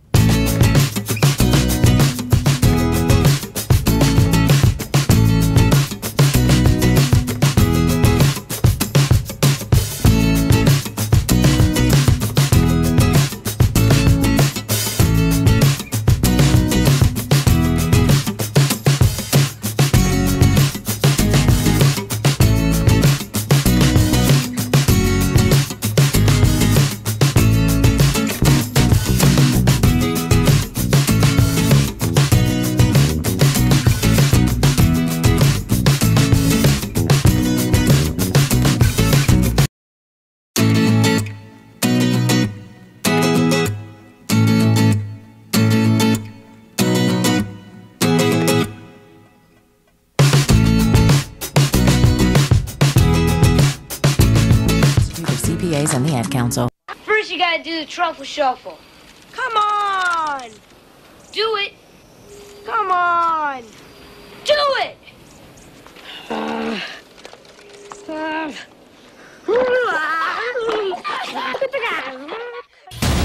We're back to the Inland Sports Show. Here are your hosts, Pep Fernandez and Jeff Gorham. And welcome back. It's the one and only Inland Sports Show on Fox Sports IE 1350 AM, the flagship, holding it down on President's Day. I know you're all stuck in your cars, trying to get around here on a holiday. Everyone's out of school, out of work. But we're talking sports for you so you can get through your long, long day and get ready, all refreshed and ready to go tomorrow. Right, Jeff? I'm always ready, baby. Never! Well, welcome back. We got breaking news. Breaking all over the place. Breaking news. What are we breaking first, Pep? So we have just been alerted that the Super Troopers. The Super Troopers. Are those real people or those characters? Great characters, but I'd love to think that they're real people. Real people in your book, right? The Super Troopers will be the Grand Marshals for the Auto Club 400 when they roll into Fontana about midway through March. March 17th is the Cup race. I would love to get those guys on the show. The Super Troopers. You've never seen the show, the movie. No. Holy cow. You need to watch that with your wife after the kids go to bed. It's really funny. We should get them on the show. Yes, we should. Would that be funny? In character. Wow. Would it be safe? Would it be clean? Probably. Oh, yeah, they'd be good. They'd be clean. They'd be good. Yeah, they like direct a bunch of stuff, those guys. They direct a lot of the Middles. You ever watch The Middle? The Middle? Yeah, the TV show The Middle. They direct several of those. Who's in Jay that one? Shandaraj, I don't know the guy's name. He's got a funny last name, but he directs all of them. They're actually called Broken Lizard. Yes. Oh, that's like their parent That's company. That's their production company, but they're always in the same movies together. Kind of like the Frat Pack. I don't know if you ever heard of that with Vince Vaughn. And Yeah. So all of them are always in the same movie. It's kind of the same. Kind of like Adam Sandler and his cronies. Exactly. Yeah. In fact, they go around to colleges and do like a comedy tour all the time. They're really good. Do they? Fantastic. Well, they're going to be at Fontana, March 17th, Cup Series. Super Troopers are the Grand Marshals for all you NASCAR fans out there. And a shout out again to Austin Dillon, the 3 Machine, getting back to victory lane with the great Intimidator for the original Dale Earnhardt, who piloted that car 20 years ago and won the Daytona 500. More breaking news. We'll put this under breaking news. Yes. So I was on Instagram, right? Yes. And we saw that Roosevelt High School basketball referring to themselves as the Mighty Mighty Mustangs. Do you think, Jeff, my question to you, and this is dead serious, is there a chance that Roosevelt basketball is referring to themselves as the Mighty Mighty Mustangs because they want some of that Mighty Mighty Boston love? They want that karma. You're darn right they are. Coach Singleton is definitely buying into the karma of the mighty, mighty Bosstones. Because it can't be by chance. No. I mean, we talk Stones all the time here, and all of a sudden, Roosevelt needs some of that Bosstone love. Yes, they as do. They go to a big battle against the Rancho Verde High School. And we know that they're big fans of the show, big supporters of the Inland Sports Show, and we're big supporters of them, and I hope that they're following us on the Stones. The mighty, mighty Mustangs. Yeah, baby, I love it. Oh, but you know what? Remember we talked about it's an all-Mustang battle. Right behind your bald head is a Rancho Verde Mustang shirt. Mustangs versus Mustangs. And the game is Wednesday? The game is Tuesday. That was Jeff's. You know what? Hold on. That was Jeff's first mistake all day. You gotta give him credit. He was perfect. He had like a no hitter going for like 8 1/3 innings. That was it. He was like 8 1/3 perfect. Hey, I was gonna wear. See, the thing is, I was gonna wear my Rancho Verde shirt tomorrow, and then my Eleanor Roosevelt. We got both. We have them both. I was gonna wear the last one because they went by the mighty, mighty Bosstones, mighty, mighty Mustangs. Yeah, so it's boys basketball Tuesday night, girls basketball on Wednesday night. That's a lot for me to handle in this little brain. But again, it's like you had a no-hitter going for 8 1/3. You were like 2 outs away. It's because I had a good night's sleep last night. No kids waking me up. You had Disneyland this morning. So I was feeling pretty good about myself. You want more breaking news? I want more breaking news. Beyond the Super Troopers at NASCAR at Fontana, beyond the mighty, mighty Mustangs. Yes. The Inland Sports All-Star Basketball game is back, Jeff. Well, I will say this. This is the 4th year we've done this. A lot of years. 4 years we've done this. Every year it has been a success. And I will say this, and no offense to the other people that do those All-Star games, none of them had the players we've had. We've had great players. Overall experience. We had Matt Mitchell last year. From the feedback we get from the athletes and the coaches, they love coming to it, and we love doing it. Because it's a great invite. We do invite only. We talk with coaches. We talk to, with everybody, players, and we get the top. We try to keep it between 20 and 24 guys. 10 on each game. Is good playing time, right? You want to enjoy the experience, make the most of it. You don't want clogged all-star teams. You don't want 15 guys on a team because they play like 3 minutes and it's goofy. But our coaches, we're going to get some great coaches. We're going to have great players. And here's the deal. But the only thing missing, Jeff, there was only one thing missing from our all-star game. Which was a second game. Well, we've added a second game. We did? We did. Now instead of and then. Well, here's the deal. We are now going to join with we're part of this. We're entrenched in the Inland Empire. Part of the fabric. And we have very good friends over at Riverside Community College. Alicia Berber's been running a very good all-star game for the last couple of years. But I said, hey, why don't we just combine this? Why don't we, we'll make this part of the Inland Sports team. It's like Kevin Durant going to the Warriors. Yes. You know what I mean? Yeah. Like it's just a super team now. So it's a super team. And, Alicia and her staff, it's a great way to include the women and entrench it with the men's all-star game. And we're going to do it at Riverside Community College. We will have a date shortly. We're still working out. Probably. I think we got it, but we're going to confirm it. Yeah. And we're looking forward to working with Alicia. We're gonna televise the game like we've done in the past, and it's a great all-star game. And it will be here centrally located in Riverside so that everybody in the Inland Empire can come. It's at Wheelock Stadium. There's so much tradition. And think about this. The teams that we have, Coach Macy, Coach Tarkanian. Coach Macy was a great player at Riverside Community College. Coach Tarkanian was a great coach at Community. It only makes sense, right? It's full circle now. Yeah, so, I mean, it's great that we're being in I guess, a great cohesion amongst with Riverside Community College, our friends. And we're very excited to announce that we're doing our 4th year. So the Inland Sports All-Star Classic is back. Back-to-back games, 2 big ones between the boys game and the girls game, all at RCC. And happy to join forces with the Tigers out there. And we will pass you along the date as soon as we get that confirmed. But it's going to be awesome. It's going to be bigger and better than ever as we celebrate local basketball, as we celebrate a long tradition at RCC, as we Again, name the coaches, Team Tark and Team Macy. So there's a lot going into this. There's a lot of layers to it. We're excited just to be a part of it. So it's back. We'll have more exclusive details on the Inland Sports All-Star Classic. But going to the NBA All-Star game, speaking of All-Stars, man, Jimmy Butler really lit it up last night. Jimmy Butler he plays for the T-Wolves, right? Yes, he's on my hit list. He is? He's on my hit list. Don't ever come to the Lakers. I will not be a Laker fan. Wait. Jimmy Butler's one of the best players in the game. Why would you not want him on the Lakers? They introduced Jimmy Butler last night prior to the game. Uh-huh. And he's out there. He's wearing his gear. He's one of the best. He's one of the best. He could score. Was one of the best. I think he plays defense, too. I could care less about Jimmy Butler. Wait, hold on. He's a young star. Nope. He's got a great personality. Nope. He can score. Nope. He'll play a little on the defensive end for you. Nope. Daddy's not in the mix. His dad doesn't talk. Do you know what he did? What? He refused to play last night. Why would you refuse to play? He said that he wanted to rest. I wanted to rest. So he goes to the coach, Mike D'Antoni. This isn't the Pro Bowl. No. And he says to him, hey, I want to rest. Was he playing for D'Antoni or Chaney? One of the doesn't matter. He goes to the coach and says, I want to rest. I don't want to play. He took a spot from a guy that was deserving enough to play. Lou Williams. Lou Williams deserved to be on that team. And I'm not a Clipper guy, but darn it, that guy deserved it. If Butler doesn't want to play, get the heck out of there. Just wear a suit like the other guys did that were hurt. You know what would really make me mad? So, like, the winning team, I think the players on the winning team all got $100,000, right? Give it up. Do you think, I don't know. Wait, let's find the roster. I don't know if he was even on the winning team. Again, I didn't watch a lick of that All-Star game. Wasn't into it. Again, it was all about going to the movies, take my wife out to dinner. If whatever winnings he got, he needs to donate directly to somebody. If he got 100 to who?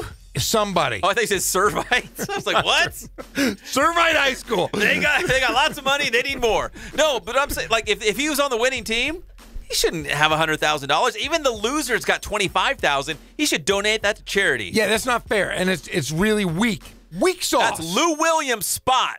Yeah, I'm not a Jimmy Butler fan. And I was liking Jimmy Butler. I liked him until yesterday when I said, why didn't he play? Was he on the losers? Losers. He's still 20. Then if he made $25,000, donate that to the Boys and Girls Club or something. That's embarrassment. He must have known going into the All-Star game that he wasn't going to play. Right? Yeah. He must have known, like, I'm not. If I get picked, I'm not playing. It said illness on the. I looked it up earlier. It said illness, but then during the interviews, they said he just didn't want to play. Yeah. That's weak. That is weak. Yeah, I mean, it takes away from a lot of guys that were deserving. There were many, many guys that were on the cusp of playing the All-Star game that didn't get a chance. And maybe most notably Lou Williams at the top of the list, yes, right? He's number if one anyone on the got snubbed, the Clippers' Lou Williams was right there. Think about it. It also would have opened up a spot for a L.A. guy. The Clippers were the host, in L.A. and the Lakers were the host, and Jimmy Butler was too selfish as a prima donna professional athlete making millions of dollars, cannot go play in a pickup game with the best players in the world. Shame on you, Jimmy Butler. Shame on you. That's a great point. Although the Lakers don't have a single player anywhere close to all-star status, but you got Lou Williams. Lou Williams played for the Lakers. That's true. He did. Shame on you, Jimmy Butler. Jimmy Butler, he's a big guy, but I'd fight him right now if he was in studio. I would. I'd fight him because I don't know if I'd fight him. He's probably in good shape. He's probably in really good shape. He's got really big arms. But, man, I would swing at him and then run. But it is weak sauce. Weak sauce. The weakest. Salty. All right. When we come back here, Salty G, we're going to wrap this up, and we're going to talk about tomorrow's show. We got some special guests on the way. This is going to be a fun show tomorrow, too. Everyone's going back to school, back to work. Real life is back. No. We'll be right back. It's the one and only Inland Sports Show on Fox Sports IE, 1350 AM.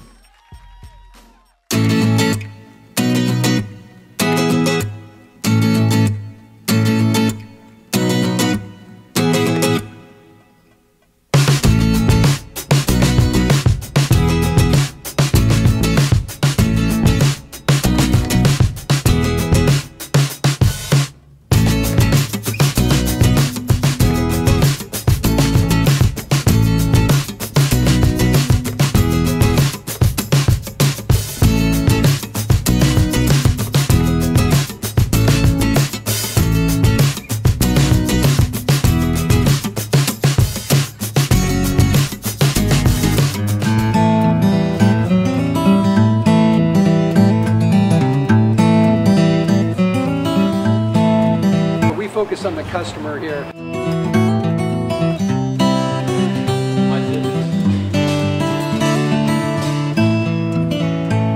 Believe it or not, that is the biggest thing for customers on an oil change. They just want the convenience of coming in, driving in, getting it done, and driving out.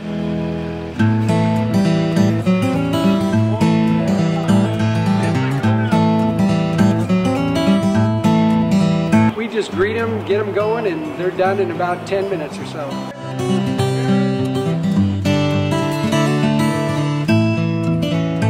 We don't push any sales on them. We do the oil change, and I think that's what sets us apart is our customer service.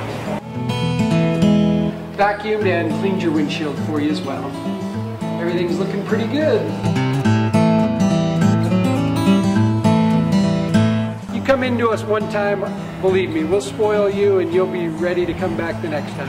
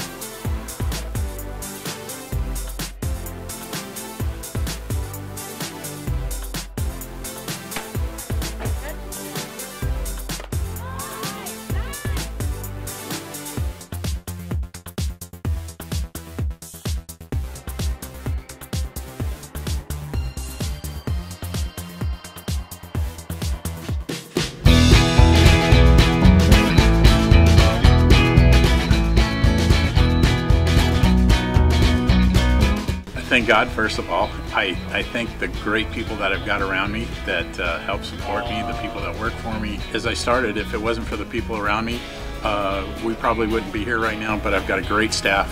I've got great people that do stuff for us outside the store, and we've been very, very fortunate.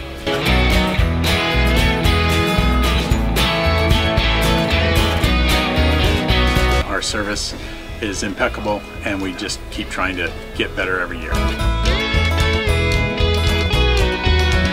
We can do online stuff for your teams, as well as, like I said, the screen printing, the embroidery. We also have 3 women that do extra sewing for us, like tackle tool on uniforms, or the bling or rhinestones for different shirts for the ladies. That's why we have certain racks just for certain schools, and the fun about that is that it turns into other schools that may come in here that aren't as close, that we can do stuff for them as well.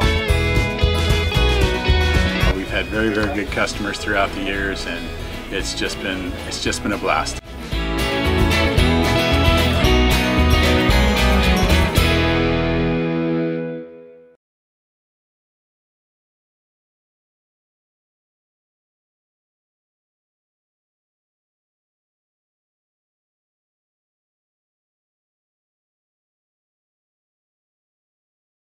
To claim excessive damage and injuries to the driver and passengers in the other vehicle, sometimes adding passengers who weren't even there to pad the injury claims. If you think that accident was not really an accident at all, protect yourself. Call the police and take pictures of the damage, the people in the other vehicles, the license plate, licenses, and registration. Tell your insurance company that this could have been a staged accident. And whenever you suspect fraud, call us at 1-800-TEL-NICB. That's 1-800-TEL-NICB. NICB. A public service message from the National Insurance Crime Bureau.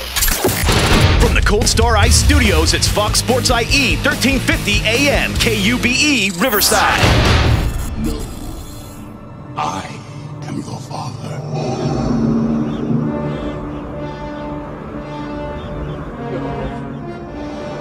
No, it's not true. That's impossible. Search your feelings. You know it to be true.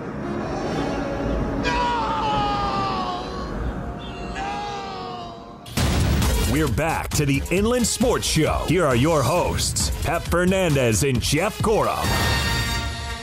Welcome back to the Inland Sports Show, Fox Sports IE 1350 AM. Coming up tomorrow, we'll get you all set for the second half of the NBA season, the very latest from Dodgers and Angels spring training. We're efforting an interview with USC running back Stephen Carr out of Summit High School, and hopefully the band conductor at UC Riverside. I hope she comes in studio. Because I just want her to know what's going on. So we're all on the same page. We're all part of the same team. Yes. We all want the Highlanders to win.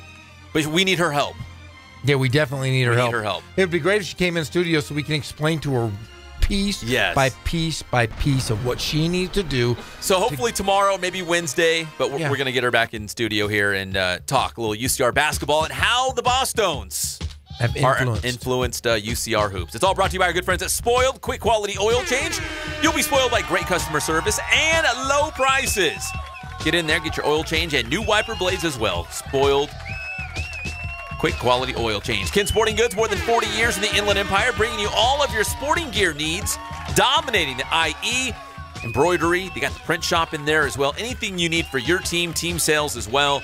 Ken's Sporting Goods in Norco, California. Boost Performance Training in Corona with Coach Ray Bass. Make sure you check out the strength and speed class, and that first one is absolutely always free when you mention Jeff Gorham. Make sure to go in there, try it out. If you like it, you can go back, and I know you will. BoostTrainingSystems.com is the website. And Catalano Motors in Corona off of Temescal Canyon Road. Derek Catalano, you're the best. I'd give you a big kiss on the cheek right now if I saw you, because you are out there helping the people of the IE. Because the traffic's bad, it's raining, you need a reliable vehicle to get you from place to place, and it's a mess out there. I'd kiss you right on the lips. CatalanoCars.com is the website. Catalano Motors off Temescal Canyon Road in Corona. All right, big thanks again to Claudia Ackley. She saw Bigfoot. She shared her story with us. We appreciate that. And again, tomorrow, NBA spring training, USC running back Stephen Carr. We're efforting that one, and also efforting an interview with the band conductor at UC Riverside. That's going to be a big show. It's tomorrow, 3 o'clock, right here. The one and only Inland Sports Show on Fox Sports IE 1350 AM. Game's in the refrigerator. The door is closed. The lights out. The eggs are cool. The butter's getting hard, and the Jell-O is jiggling. Inland Empire sports fans turn to the Inland Sports Show. So you talk to the radio? On Fox Sports IE 1350 for breaking news, exclusive interviews, and big-name guests in the IE. Basketball brouhaha getting underway at this moment. 13th ranked